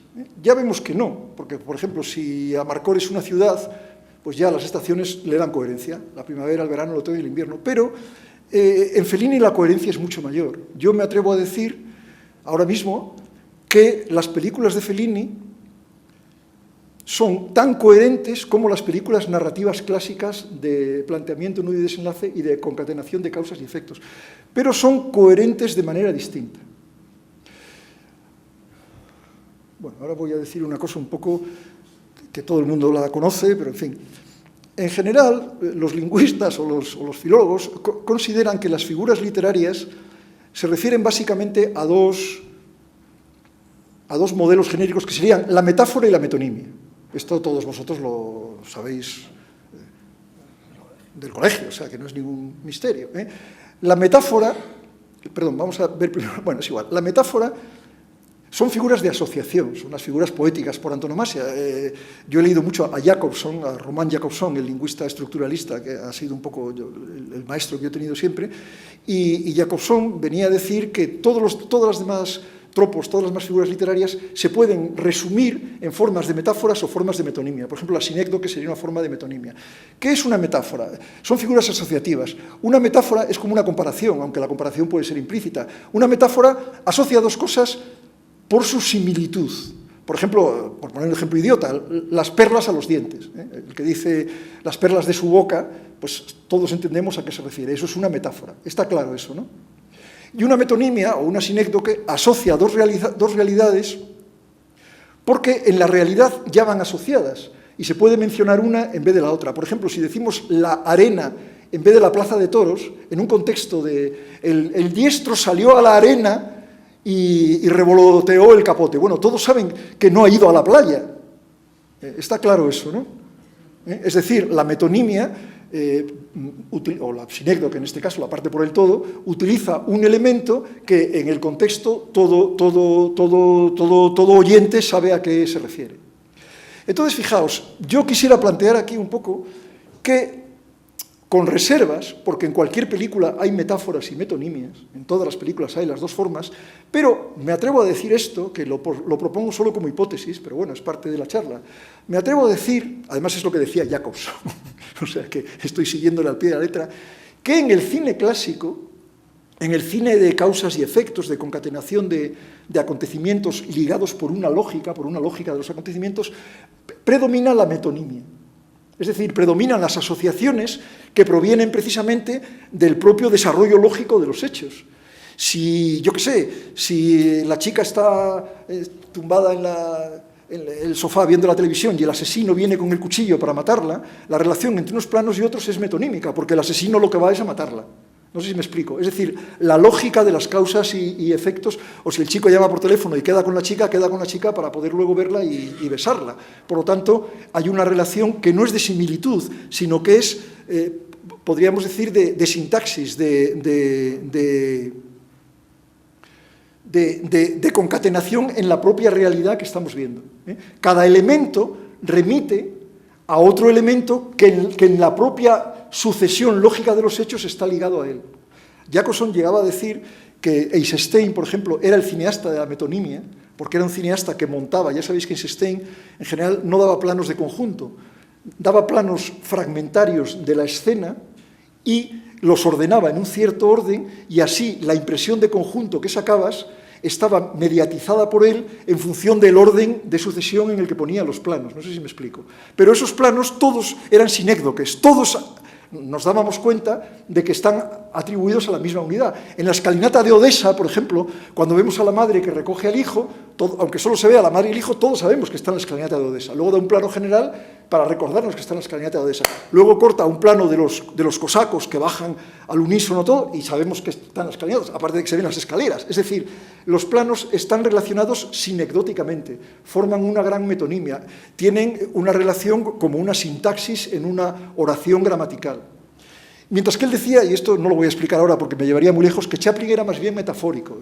Bueno, habría que verlo, pero por ejemplo, en El Chico, cuando una madre soltera, aterrorizada, porque en aquella época el rechazo social era enorme, abandona a su bebé, el vagabundo, el tramp, el personaje de Chaplin, lo recoge y no sabe qué hacer con él, incluso abre una alcantarilla pensando en tirarlo a la alcantarilla, pero bueno, luego se apiada y se convierte un poco en la madre del chico, y se comporta como una madre. Eso sería una metáfora. Él hace el papel de madre. ¿Me seguís? Sustituye a la madre. Por lo tanto, creo que hasta cierto punto se puede entender esto que estoy diciendo. Y se puede entender que el cine de narración, el cine, ya digo, el cine clásico, el cine de Lubitsch, el cine de John Ford, el cine de Hitchcock, es sobre todo, aunque en Hitchcock hay muchas metáforas, pero eso es otro tema, es sobre todo un cine de encadenamientos en lo que si estuviéramos en una novela sería la sintaxis de las oraciones gramaticales. ¿De acuerdo? Sin embargo, y con esto ya acabo, en Fellini, al sustituir la narración por la descripción, Fellini sustituye las metonimias por metáforas. Las asociaciones son por similitud. Traigo aquí ejemplos bellísimos de los que no veréis ninguno, pero los mencionaré yo. Quizá el ejemplo más bello de esto, yo siempre le pongo, pero prefiero hablaros de él, es el comienzo de Roma. Atendedme un momento, ya acabo. Si estáis cansados, concededme 5 o 10 minutos para poner 2 o 3 ejemplos y os juro que termino. En Roma es... el propio Fellini Roma es una película muy interesante porque se hizo con dinero americano y hay una versión italiana, en italiano, y hay una versión americana, pero la versión americana es apasionante porque no se dobló. En América no se usaban subtítulos, no se dobló. Los americanos la vieron en italiano. Y entonces, claro, era tan importante Fellini, era tan famoso, la película es tan divertida, tiene tan poco diálogo y tantas cosas que ver, que se atrevieron a ello. Y lo que pusieron es una voz en off, que se supone que es la voz en off de Fellini, pero que no es la voz de Fellini, es la voz en off de un americano, ¿qué tal?, que explica ciertas cosas. Al empezar ciertas escenas hay explicaciones, por eso es interesantísima la versión americana. Bueno, es igual. El caso es que el propio Fellini, esa voz que se supone que es Fellini, explica al principio, esta no es una película como las demás, esta película no tiene argumento, aquí no voy a contarles ninguna historia, lo dice él en la película, lo podríamos ver ahora, pero bueno, ya os lo cuento yo. Y entonces él dice, bueno, lo que voy a mostrar aquí es Roma vista por mí, mi Roma, vamos a decir. Y entonces, como digo, Roma tiene 3 niveles temporales. Primero aparece un Fellini niño, que aparece además en otras películas, un niño como de 5 o 6 años. Luego aparece el Fellini que en el año 39-40, con 20 años, va a Roma y frecuenta un teatro, va a una pensión, cena al aire libre con la gente del barrio, va a un burdel, en fin, hay 3 o 4 escenas de él. Y luego el Fellini actual, en la Roma del año 70. Bien. La película va alternando tiempos. Hay una escena del año 40, una del actual, otra del 40, otra del actual. Bueno, no voy a entrar en eso. Pero la primera escena de la película, que dura unos 10 o 12 minutos, es bellísima porque el niño vive en una ciudad de provincias, que sería Rímini. Entonces, ¿de qué trata esa primera escena? Esa primera escena trata de las referencias a la desconocida ciudad de Roma que ese niño de 7 u 8 años en una ciudad de provincias percibe. Entonces, la escena sería mejor que la mostrásemos. Quizás si queréis la vemos un momento, pero dejadme acabar. Entonces, la película empieza, por ejemplo, con una piedra miliar, una piedra que dice 340 kilómetros a Roma. Esa era la primera Roma del niño, la piedra que había en la carretera de su pueblo. A continuación, el director del colegio le lleva al río Rubicón, que está muy cerca de Rímini, y le cuenta que César cruzó el Rubicón. A continuación, vemos a un actor en el teatro que representa la muerte de Julio César en la obra de Shakespeare. Y luego el actor, que es un actor muy viejo, además es curioso, en el bar del pueblo, que la gente le dice, ha estado usted muy bien, ha sido formidable y tal. Luego, por ejemplo, en el colegio, volvemos al colegio, una clase sobre los gansos del Capitolio, esos gansos que, graznando, avisaron de que venía el enemigo y salvaron a Roma. Y a continuación, en el comedor del colegio, una proyección de diapositivas de Roma, de los monumentos de Roma, donde se cuela una imagen pornográfica, porque se ve que los curas, o el que sea, el encargado del proyector, pues no solo ve los monumentos que le pone a los niños. Más tarde, durante la comida en casa de la familia, una bendición por radio del Papa. El Papa bendice por radio. Y claro, bendice desde Roma, es el Papa de Roma. El padre que es ateo y libre pensador se pone frenético, las mujeres de la casa se ponen de rodillas a rezar, el padre se come el plato, en fin. Luego, el cine. Ir al cine a ver una película de romanos. Y es divertidísimo cómo busca, el cine está llenísimo y se van cambiando de localidad para verlo mejor. Y además en el cine está la boticaria, y la boticaria tiene fama de ser una especie de mesalina, un modelo romano, una mujer que se acuesta con todos los hombres. Y entonces el niño fantasea, porque ya ahí hay una fantasía, de que la boticaria está vestida de romana en un coche, en un automóvil, y los amantes que se quieren acostar con ella están formando cola afuera del coche. También se ve un nodo en el cine, no solo se ve la película romana, sino un nodo de los niños fascistas, de los Flechas y Pelayos fascistas en Roma. También se ve otra escena en el bar de un hombre de estos, como los de Ibiteloni, de estos hombres que no hacen nada, que son unos hijos de papá aburridísimos, pero que ha estado en Roma y que dice que en Roma, las mujeres, en Roma. Y por último, la última escena, brevísima y bellísima, es un plano de la estación. Y el niño está mirando la verja y ve un tren oscuro, un tren de mercancías, bueno, de pasajeros oscuro, donde en la galleta pone Roma. Es decir, fijaos, son 8 o 10, también hay otra escena que se me ha olvidado, de una estatua de César, que llaman mezzatesta, porque está estropeada y le falta la mitad de la cabeza. Y el tonto del pueblo, Giudizio, pues está ahí haciendo bromas y tal. Es decir, la escena, que dura unos 11 minutos, es una sucesión de momentos que son las imágenes que el niño tenía de Roma. Es decir, es una pura sucesión de metáforas. El tema siempre es el mismo, Roma. Roma, Roma, Roma, Roma. La Roma de la piedra miliar, la Roma del Rubicón, la Roma de la representación de Julio César, la Roma de los gansos del Capitolio, la Roma de las diapositivas de los monumentos romanos, la Roma de la película de Romanos, la Roma del nodo de los fascistas, la Roma del señor que ha estado en Roma y que las mujeres, la Roma del tren que lleva una etiqueta, Roma. Por lo tanto, las asociaciones son puramente de similitud. Es el mismo tema montado como un acordeón, unas detrás de otro. Por ejemplo, lo que os dije antes de los profesores en Amarcor. Hay una escena que empieza con una sesión fotográfica que es muy divertida. Los niños, como todos lo hemos hecho, yo también lo he hecho, ahora no sé si se hará, porque bueno, nos sentamos y nos hacían una foto. Y luego hay una sucesión de clases, chac, chac, chac, chac, me parece que son 9 o 10 clases, que es lo mismo. Cada clase es una caricatura maravillosa de un profesor. ¿Y qué relación hay entre unas clases y otras? Pues que todos son clases, es decir, de similitud. La clase del profesor de matemáticas, la del profesor de religión, la del profesor de física, la de la profesora de inglés, la del profesor de griego. ¿Me seguís? Relaciones de similitud. Otra relación de similitud muy famosa en Roma es, por ejemplo, lo que podríamos llamar una idea muy típica de Fellini, la idea de desfile. A Fellini le gustaba mucho el desfile y le gustaban mucho los desfiles circenses, el desfile de los clowns, por ejemplo. En Roma hay una escena en la que, viendo a los hippies, que estaban muy de moda en el año 70, que vivían el amor libre, la sexualidad sin trabas, el Fellini de 50 años, recuerda que en su juventud no había nada de eso y que había que ir a los burdeles. Entonces hay una escena terrible, porque además es como el infierno de Dante, es una escena de las más estremecedoras de la historia del cine, en la cual vemos un burdel. ¿Y qué hacen las prostitutas? Los clientes forman un semicírculo y las prostitutas desfilan ante ellos. Y más tarde, en otra escena posterior, una escena muy misteriosa, se nos lleva, no se sabe por qué, pero es así, además Fellini no está, pero lo vemos, a un palacio antiguo de Roma, donde una vieja princesa, la princesa Domitila, celebra una recepción para un cardenal. Para un cardenal, es una fiesta para un cardenal. Y hay una serie de invitados que son nobles de la llamada nobleza negra, la nobleza del Vaticano, en fin, gente de la altísima aristocracia romana.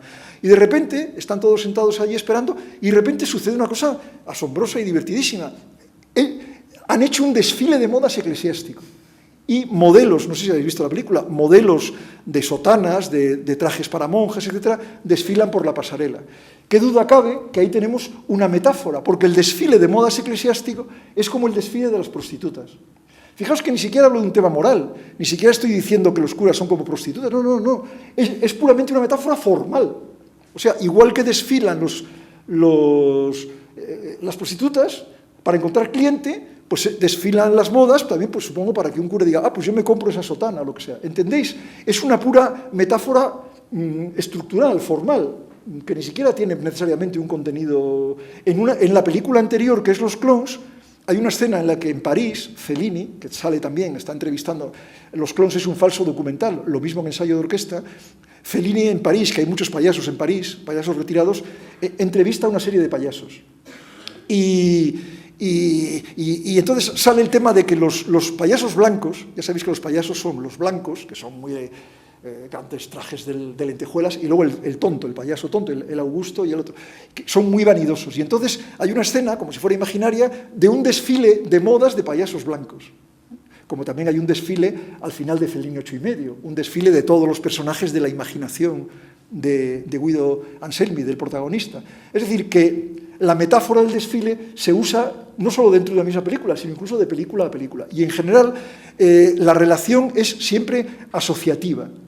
Las estaciones del año también tienen una relación de similitud, en cierto modo, o si queréis de metonimia, porque a la primavera sigue el verano de una manera real. Ahí jugaría quizá más la asociación metonímica. Entonces, para acabar, 3 ideas. Primera idea, si Fellini es subversivo es porque sustituye la narración no por una narración incomprensible o por una narración imposible como Antonioni o Buñuel, sino por una descripción proliferante que se lo come todo. Esa descripción proliferante no impide que haya ciertos efectos narrativos, como en los finales de 3 películas que os he dicho.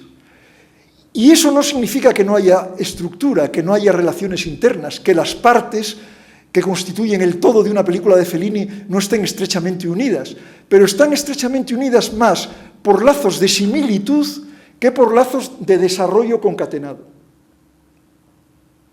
Y ahora ya, si queréis, que es muy tarde, pero para traca final, veamos la escena primera de Roma, para demostraros que por lo menos, si todo lo que os he dicho es mentira, hay una cosa que os he dicho que no es mentira. ¿Puedes apagar la luz? Esto dura 10 minutos. Sí, apágalo todo, apágalo todo.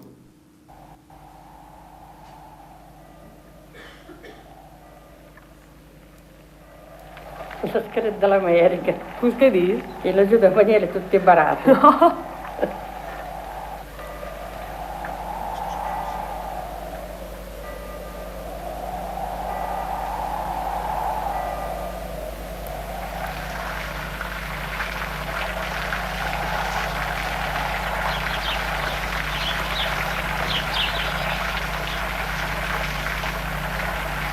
Questo è il Rubicone, il fiume che Giulio Cesare attraversò dicendo alea iacta est. Toglietevi le scarpe, Tu le ragazzi, scarpe! e attraversiamolo insieme. Alea iacta est. A Roma! A Roma!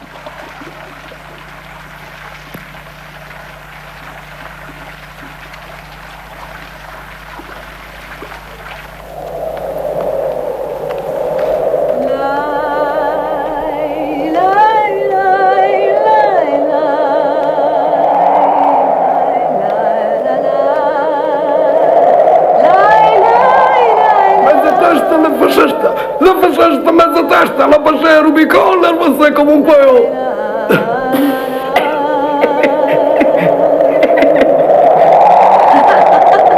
Bambini, mi piace Mussolini? Giulio Cesare Romano fa il saluto con la mano, perché ti la carezza al sta pugnetta. Portatemi dunque la petizione di Metello Cinque. E adesso, mani, parlate per me. Anche tu, Bruto. Figlio mio. Bravo!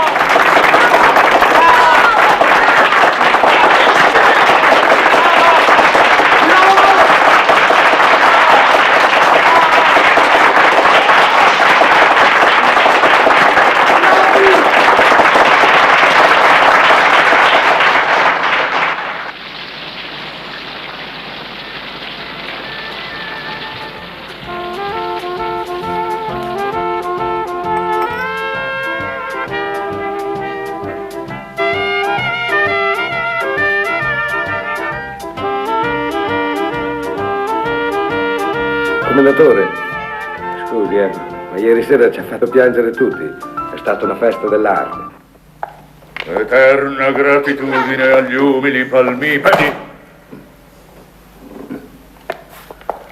Eterna gratitudine agli umili palmipedi che con il loro schiamazzo Sorprese quel che lei, sempre quel che lei. vegliarono i guerrieri quali corsero alle armi e salvarono dal nemico la città di Roma. Agli occhi del Campidoglio, se è permesso del signor Preside, stanno qui fuori. Piano, piano, ma fate piano. Tornate ai vostri posti. Non come lo fate! A posto per Dio! Questa non è la sicura! Siamo a scuola! Barbetti! Tacchiotti! Marinazzi, mi ammazzo tutti! Secula seculorum, amen. In piedi. Anelli. Il tovagliolo posatelo. Andate.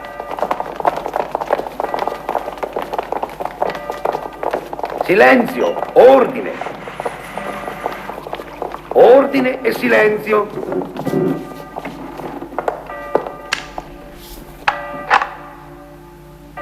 La lupa del Campidoglio, tutta di bronzo.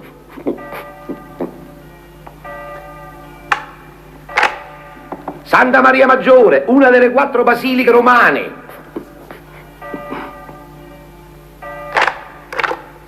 La tomba di Cecilia Metella, sull'Appia Antica.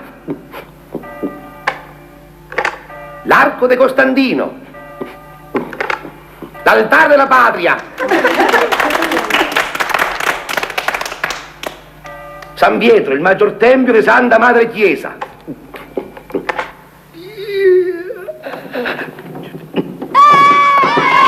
Spegni, accendi la luce tu, spegni lì, accendi la luce tu, che fai? Avanti, non guardate, non guardate, è il diavolo! Si guarda all'interno, state con gli occhi chiusi, state con gli occhi chiusi, è il diavolo quello! No, in piedi! chiudete l'occhi, chiudete l'occhi! Sole sorti, vero giocondo, sul colle nostro i tuoi cavalli d'uomo. Ma le campane sono la voce di Dio. Signora, attacchi la radio! C'è la benedizione del Papa! La benedizione del Papa! Allora stai qua! E voi non Ma mi state! Severino, c'è la benedizione del Papa. Hai saputo adesso la benedizione del Papa! Vergogna, andrai all'inferno. Seduti, sopra un megno In piatto! ginocchio, mettetevi in ginocchio, bambini, e non date retta a più sgrazie del vostro Papa. Alma Pazzi!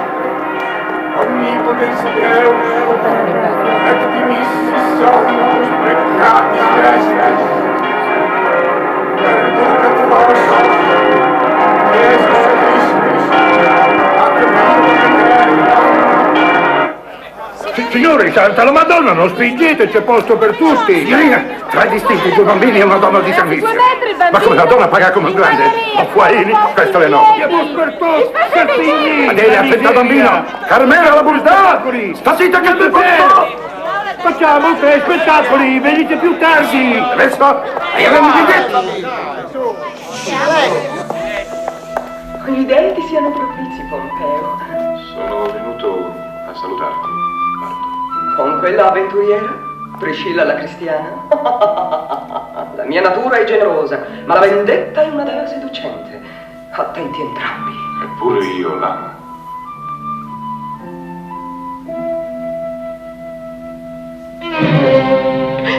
No!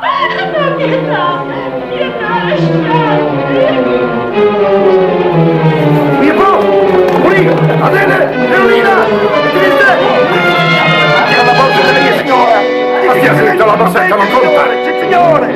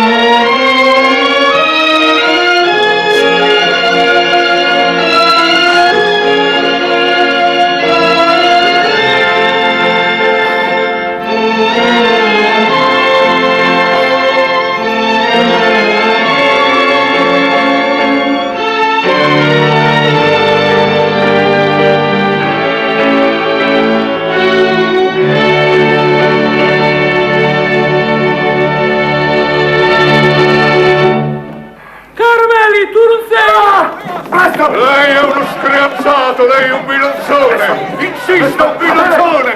Lei non sa chi sono io sono lei non capisce! Lei zucco di tacere! Tazza! Sì! Roma, la durata del 28 ottobre si è svolta in un clima di immarcescibile entusiasmo.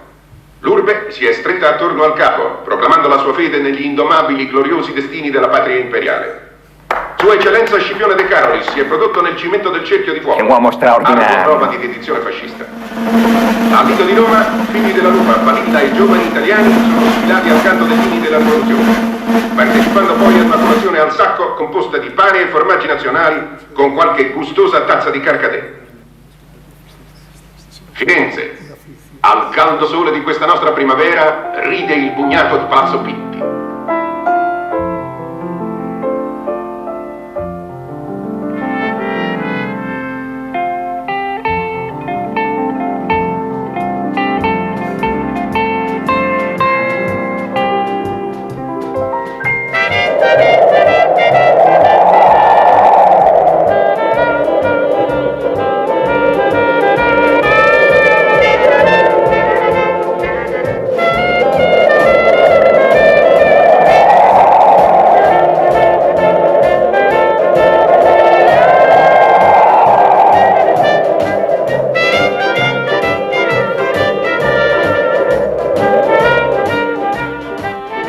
E poi poche pugnette, il bello di Roma è questo.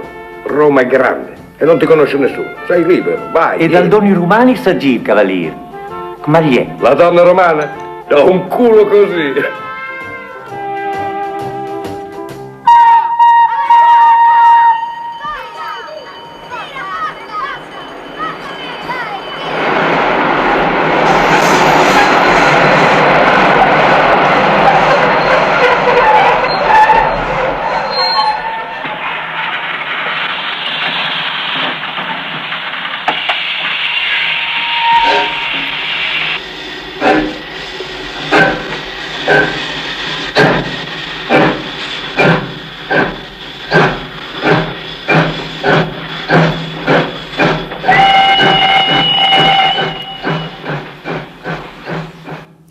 Bien, puedes dar la luz un momento. Quiero decir nada más un momento una cosa. Fijaos, aquí tenéis, esta es la primera escena de Roma completa y es lo único que hay en la película dedicado al niño pequeño. La siguiente escena corta y es él llegando en el año 40 en tren a Roma, o sea, como si fuera un récord con esto que hemos visto, pero hay también una relación de similitud, porque claro, han pasado 12 o 14 años. Bueno, ya veis lo que os dije.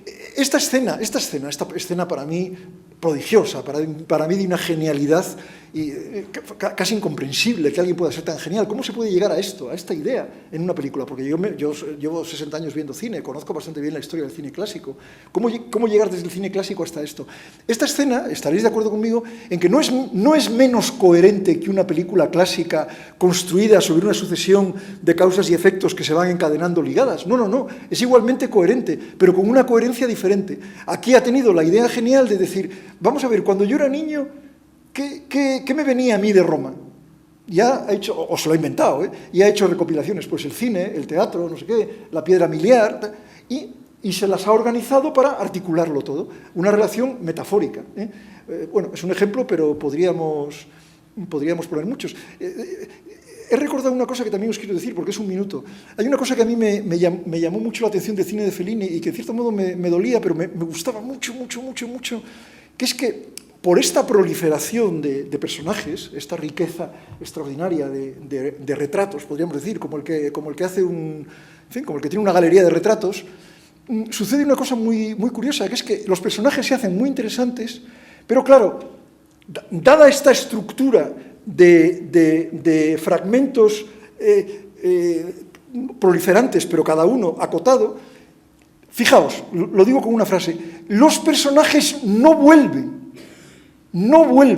Por ejemplo, el que hace de Julio César, que luego le vemos un momento ajustando el sombrero, es un personaje muy interesante. Por ejemplo, los profesores de Amarcord, son 8 o 10 y son divertidísimos todos, pero no les vuelves a ver. Al no haber la narración se podría definir como lo que retorna. Narración es lo que retorna. Narración es una sucesión de situaciones y de personajes, pero que tienen que retornar. Los personajes tienen que ser siempre los mismos. Si en una escena es Gary Cooper y en la siguiente es Sofía Loren, ya estás perdido. Narración es lo que retorna. En Fellini, descripción es lo que no retorna, lo que se agota al exprimirla como un limón. Y entonces es un poco decepcionante. Yo con Fellini, cuando era joven, decía, ¡oh, qué pena! Este personaje es fascinante, ¿por qué no sigue con él? Y luego decía, ahí está la gracia. Ahí está la gracia. Eso es lo que me demuestra que hace un cine diferente a como lo hacen los demás. Se queda en el retrato, que es lo que nos pasa muchas veces en la vida. Es muy realista en ese sentido. ¿No os ha pasado a conocer a una persona muy interesante y por desgracia o por lo que sea, no tener ocasión de volverla a ver? Eso es muy frecuente. Es muy frecuente. Es una experiencia más real que la narrativa. La experiencia narrativa es muy truquista. El que en nuestras vidas tengamos un objetivo y dediquemos todos nuestros esfuerzos y atenciones, etcétera, a la consecución de ese objetivo, qué poco real es. En la cotidianidad está siempre rompiendo nuestros objetivos y lo inesperado. Esta estética es más una estética, en cierto modo, de lo inesperado, porque una vez que se acota un terreno, dentro de ese terreno puede pasar cualquier cosa y, sobre todo, no va a tener consecuencias. Bueno, no quiero enrollarme más. Si alguien quiere hacer algún comentario, alguna observación... yo quisiera ser para vosotros un señor de confianza, vamos, que, claro, puede decir cualquier cosa, porque muchas veces a las personas, yo hubiera preguntado no sé qué, pero me dio miedo, no hay por qué. A veces algunas personas, cuando ya estamos fuera, entonces dicen, oye, yo te quiero preguntar, hombre, por favor, es mejor que la pregunta, o el comentario, si hay, que se haga delante de los demás, porque uno puede llevar a otro, lo que sea.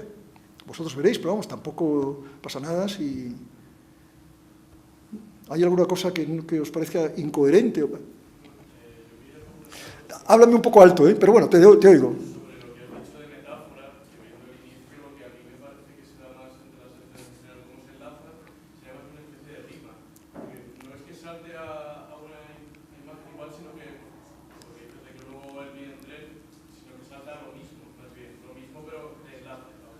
Bueno, pero eso es una cuestión terminológica. Fíjate, tú dices rima y yo he dicho metáfora. Tú lo sitúas en el terreno de la forma y yo en el del contenido.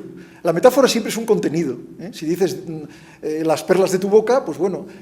Y la rima es un efecto de repetición formal.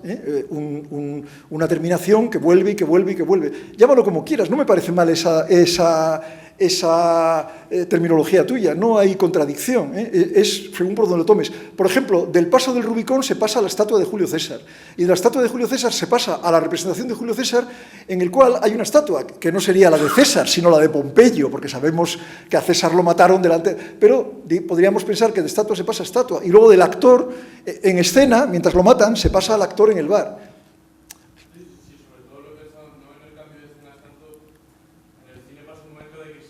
Sí. Lo que pasa es que esto que dice este señor es interesantísimo, pero claro, nos daría para otra conferencia. Fijaos, la rima es una relación formal, está claro, ¿no? Y es una relación a distancia. La rima vuelve, pero al final, por ejemplo, del siguiente verso, si es un pareado, pero normalmente vuelve al cabo de varios versos. Es una relación a distancia. Yo creo que la metonimia es una relación de contigüidad necesariamente. ¿Me explico? La metonimia liga una cosa con la que viene inmediatamente después. Mientras que las metáforas pueden ser a distancia. La metáfora del desfile, el desfile de prostitutas y el desfile de moda eclesiástica, en la película Roma están muy lejos una de otra. Yo creo que tú has percibido que la similitud, aunque no lo hayas pensado, pero es igual, el inconsciente es más poderoso que nuestra mente consciente. La relación de similitud es una relación que funciona muy bien a distancia. Yo he estudiado, por ejemplo, mucho relaciones de similitud, como sabe mi querido amigo del alma, que tanto me ha ayudado, así en el cine de John Ford. El cine de John Ford está lleno, y no solo el cine de John Ford, el cine clásico en general. Es decir, hay muchas situaciones que vuelven al cabo que ha pasado una parte de la película, modificadas. Pero ahí hay una relación, claro, de similitud. No sé si me explico. Entonces, tú quizás has sentido, te estoy interpretando, pero bueno, oye, permíteme, que estas relaciones que son de similitud pueden volver a distancia. Es una característica. Podríamos decir, si queréis, que una película es una trama de metonimias y de metáforas, y que las metonimias ligan la sucesión inmediata y las metáforas ligan las sucesiones, las relaciones a distancia. No sé si esto se entiende, quizá no, daría para una conferencia, pero... Hay otro tipo de metáfora visual, más directa.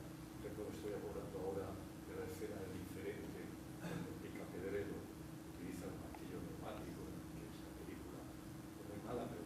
Bueno. Sí, no sé si te oyen, así que te voy a repetir.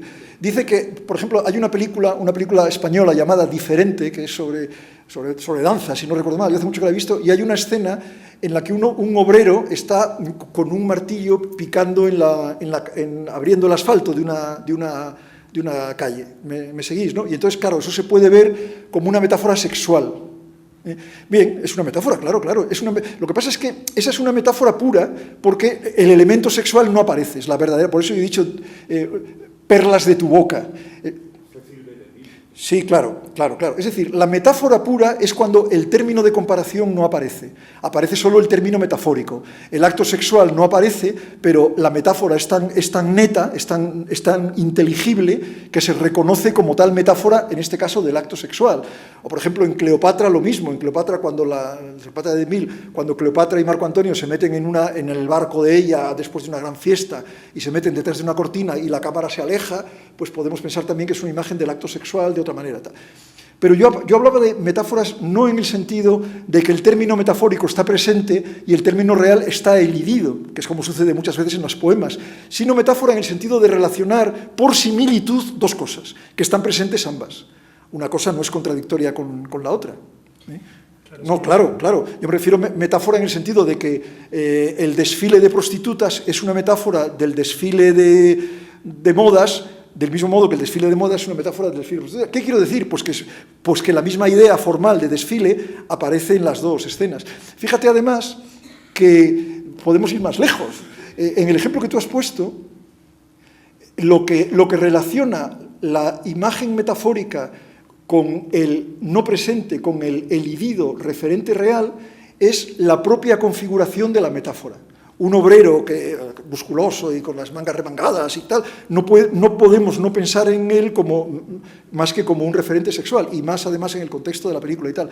Pero en el caso de Fellini, o en el caso de estas metáforas que yo estoy diciendo, fíjate, hay una característica esencial. Me gustaría ponerme de pie, pero entonces no me vais a oír. Es que para subrayar, que es que, a ver si me explico, como los dos elementos están en presencia, el desfile de prostitutas y el desfile o aquí todas las referencias a la ciudad de Roma, como todos los elementos están en presencia, la metáfora nace libre, el artista la crea enteramente. Por ejemplo, ha creado la metáfora del desfile, podría haber sido otra. Quiero decir que cuando el elemento real está elidido, tienes que utilizar metáforas definidas de antemano, no por ti, que puedan referirse al elemento real. No sé si me explico. Sí, lo que pasa es que estás hablando de un tipo de metáfora que caracteriza precisamente el cine de Fellini. Acuérdate, por ejemplo, Centauros del Desierto, la puerta que se abre al principio y la puerta que se abre al final, eso también tiene una estructura metafórica. Claro, pero fíjate que ahí están presentes las dos. Ahí están presentes. Fellini y Ford en ese sentido se parecen, lo que pasa es que son muy distintos, hay que tener cuidado. Pero eso es lo que yo decía, precisamente yo he mencionado hace un momento el nombre de Ford, porque yo lo he estudiado mucho. Ese es un ejemplo característico.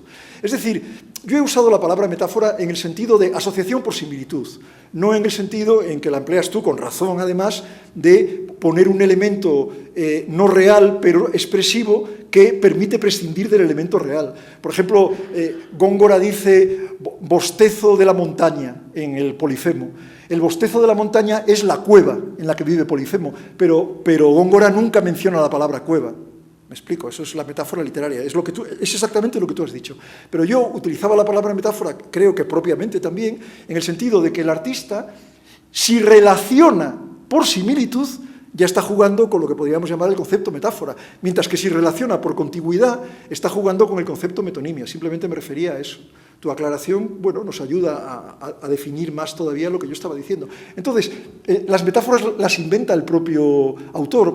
Aquí es un desfile, pero podría ser otra cosa cualquiera. Mientras que si tú quieres hablar de una cueva, estás un poco obligado a hablar del bostezo de la montaña, porque, no sé si me explico, es otra forma de creación, las dos soberanas, claro. Y las dos pueden ir además juntas. En Ford se da mucho esto, elementos recurrentes. Bueno, en Centauros, por ejemplo, Centauros del Desierto, que son las películas más metafóricas del mundo. En Centauros del Desierto no solo está la puerta del principio y del final, sino todos los retornos. Cada retorno, primero retorna él a la granja de Edwards, pero luego llega el chico. La segunda vez retornan, la granja de Edwards ha sido destruido, retornan a la otra granja, la granja de Jorgensen, y vuelven a salir. La tercera vez vuelven a retornar a la granja de Jorgensen y vuelven a salir porque les han dicho dónde está la chica. La cuarta vez ya retornan para terminar. La película se puede ver como un juego metafórico, pero claro, ahí el elemento narrativo es más poderoso que en Fellini. En Ford está un poco, yo diría, como Chaplin, en el centro. Es como Ciudadanos. Es una broma, no. Quiero decir que en Ford hay un equilibrio entre las metáforas y las metonimias. No sé si me explico. En Fellini, sin embargo, yo creo que se decanta por las metáforas, y en otro tipo de cineastas que no sean tan poéticos, entre comillas, como Ford, más narrativos, quizá, por ejemplo, Howard Hawks, por poner un caso. Yo acabo de hacer un artículo, hace un año, un artículo muy sesudo sobre una película de Howard Hawks, sobre Hattari. En el cine clásico podríamos pensar, como pensaba Jacobson, que las metonimias predominan. En Fellini claramente predominan las metáforas. En un Ford es clásico y predominarían las metonimias, pero hay muchas metáforas en Ford. Hay muchos retornos. Yo en Río Grande, que es una película que yo he estudiado mucho, es impresionante la cantidad de elementos recurrentes, pero que aparecen tal cual, vamos, pero con pequeñas modificaciones, claro. Pero en todo caso son metáforas internas, es decir, en estas metáforas de Fellini o de Ford no se puede hablar de elemento real y de elemento simbólico, sino que los elementos reales, en vez de jugar en relaciones de causa y efecto, juegan en relaciones de similitud. Por ejemplo, hay una metáfora mala y que hizo que Chaplin no siguiera por ese camino al principio del Chico, precisamente. Yo he mencionado una que me la he inventado yo, pero bueno, puede valer. El tramp, el vagabundo, sustituye a la madre. Bien. Pero hay una, en la primera escena del Chico, cuando la madre sale, que es bueno, sobre esto también se podría hablar horas, pero bueno, cuando la madre sale de la clínica de maternidad, Chaplin ha filmado la clínica de maternidad con unas rejas, con una celadora que parece una carcelera y tal, como si saliera de la cárcel. Y pone clínica de maternidad, pero sientes que sale de la cárcel. El drama de la madre soltera está expresado maravillosamente. Ahí tenemos lo que yo llamo a veces en mis conferencias una imagen doble. Es decir, esa puerta, esa fachada, es una clínica de maternidad y también es una cárcel. Lo mismo que en otra película maravillosa de Chaplin, El peregrino, él se disfraza de sacerdote porque está huyendo de la ley y se creen que es un sacerdote y le meten en la capilla y entonces él tiene que dar un discurso y se cree que está en el bar. No sé si ha visto el peregrino. Bueno, no insisto. Pero después de esa bellísima imagen doble de la clínica de maternidad que tiene toda la pinta de una cárcel, Chaplin comete un error. La madre se acerca a primer término con el bebé en brazos y entonces se encadena con una imagen a contraluz de un monte y Jesucristo subiendo con la cruz a cuestas.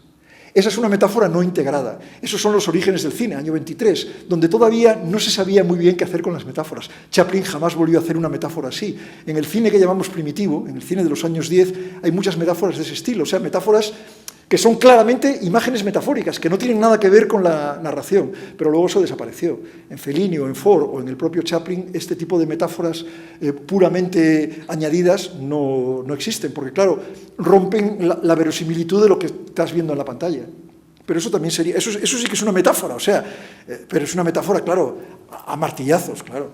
Bueno, pero ya que estamos hablando de todo este tipo de mecanismos, acaba de hacer una metáfora genial, que es que sí, porque es que lo sientes, no he traído la película, pero si lo vierais os quedaríais. Eso lo descubrió José Luis Guerín, el gran cineasta José Luis Guerín me lo dijo a mí, me dijo, mira esto.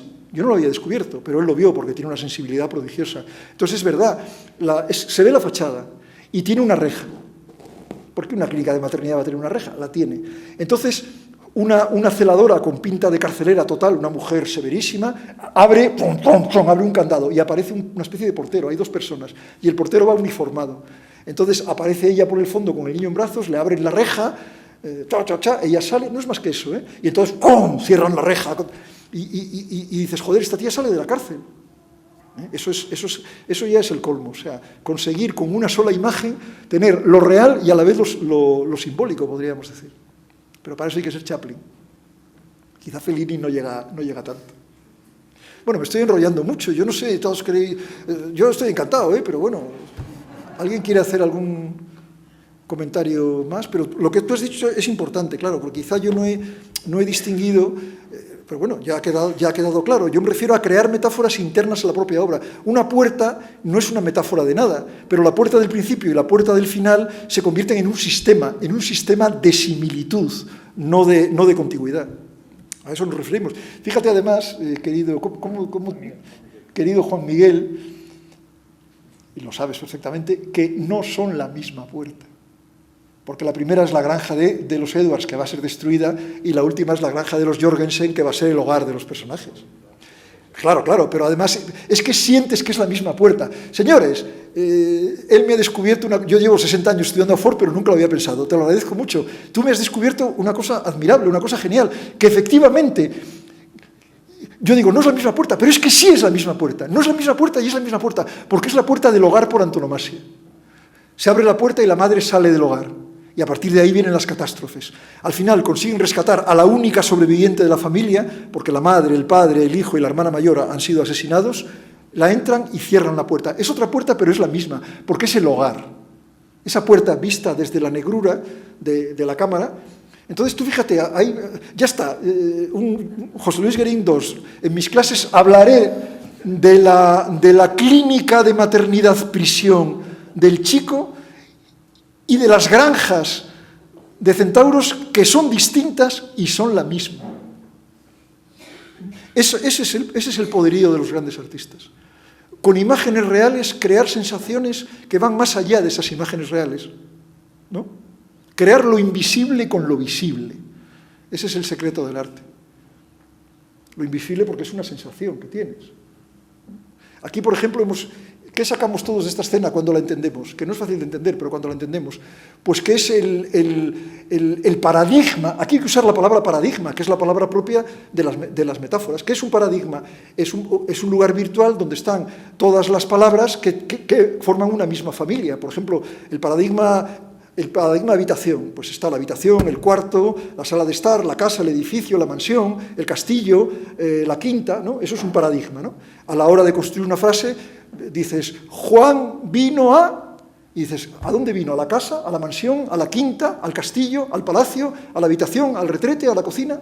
¿Entendéis? Vas seleccionando, es lo que dicen los lingüistas. Entonces, esta escena es literalmente, tampoco se me había ocurrido decirlo, lo digo, el paradigma de las imágenes que el niño tiene de Roma.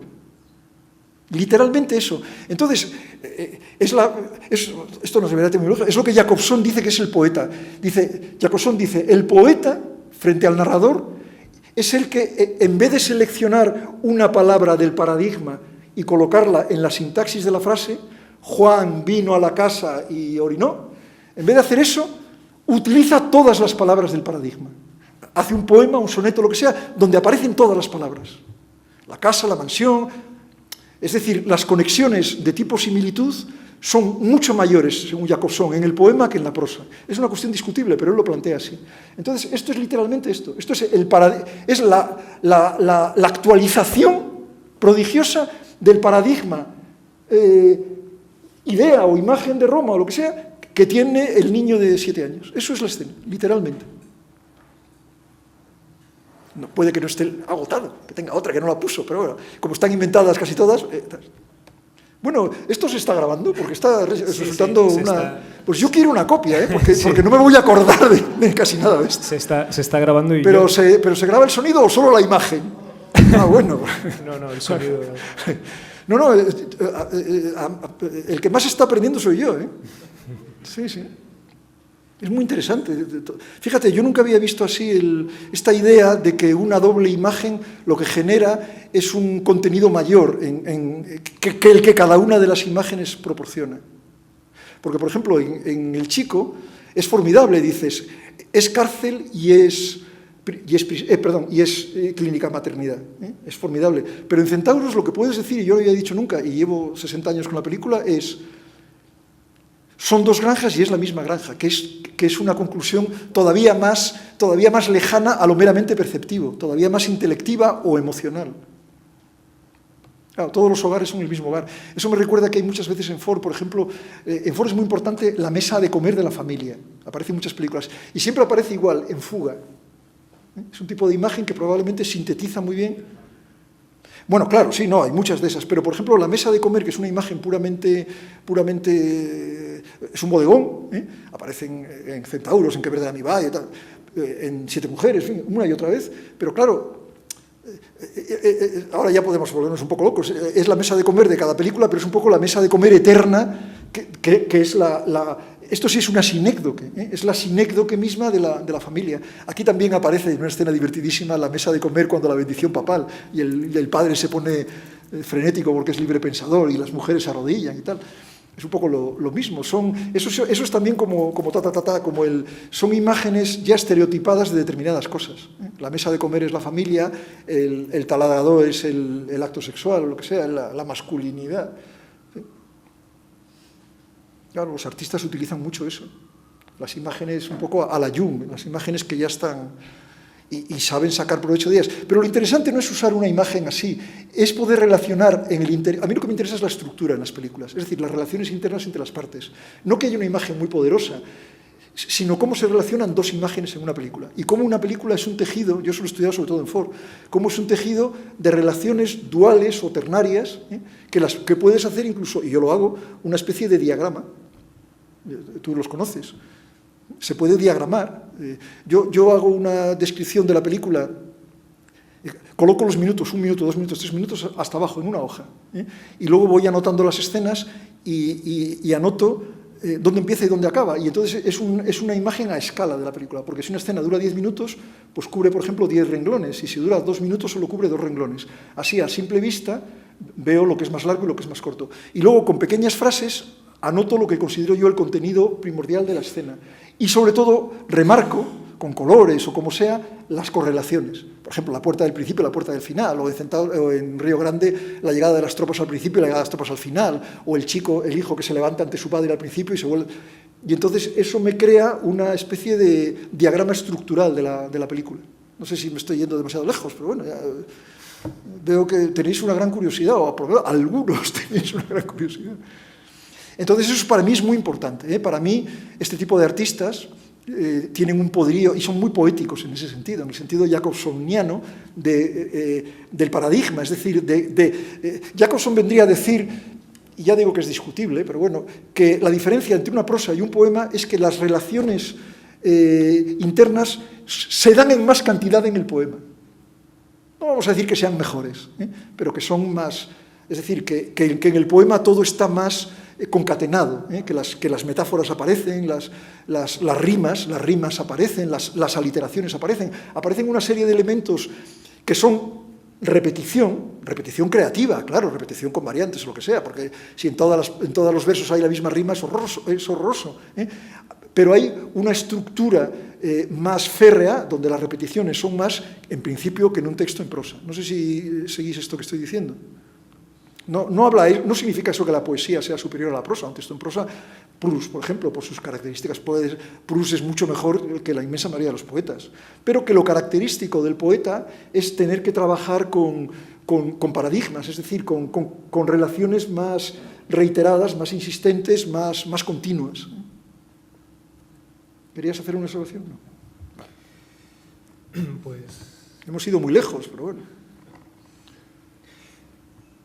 Nada, no sé cómo podían ser las clases de Eisenstein en la Escuela de Cine de Moscú, pero yo creo que puedo imaginar que no debían ser algo, en el fondo, muy distinto a esto que creo que hemos tenido la suerte de escuchar. Yo he escuchado a Paulino muchísimas veces, siempre es más o menos esto, pero vamos, creo que hoy ha sido muy especial. Yo también estaba pensando... Bueno, ha habido mucho o algo de feedback, y eso es importante. Sí, claro, y las intervenciones y no sé, muchísimas gracias. No ha sido una charla sobre Fellini, ha sido un recorrido por la historia por la historia de las formas, por la historia de la estética, ni siquiera solo del cine, y nada, muchísimas gracias, Paulino.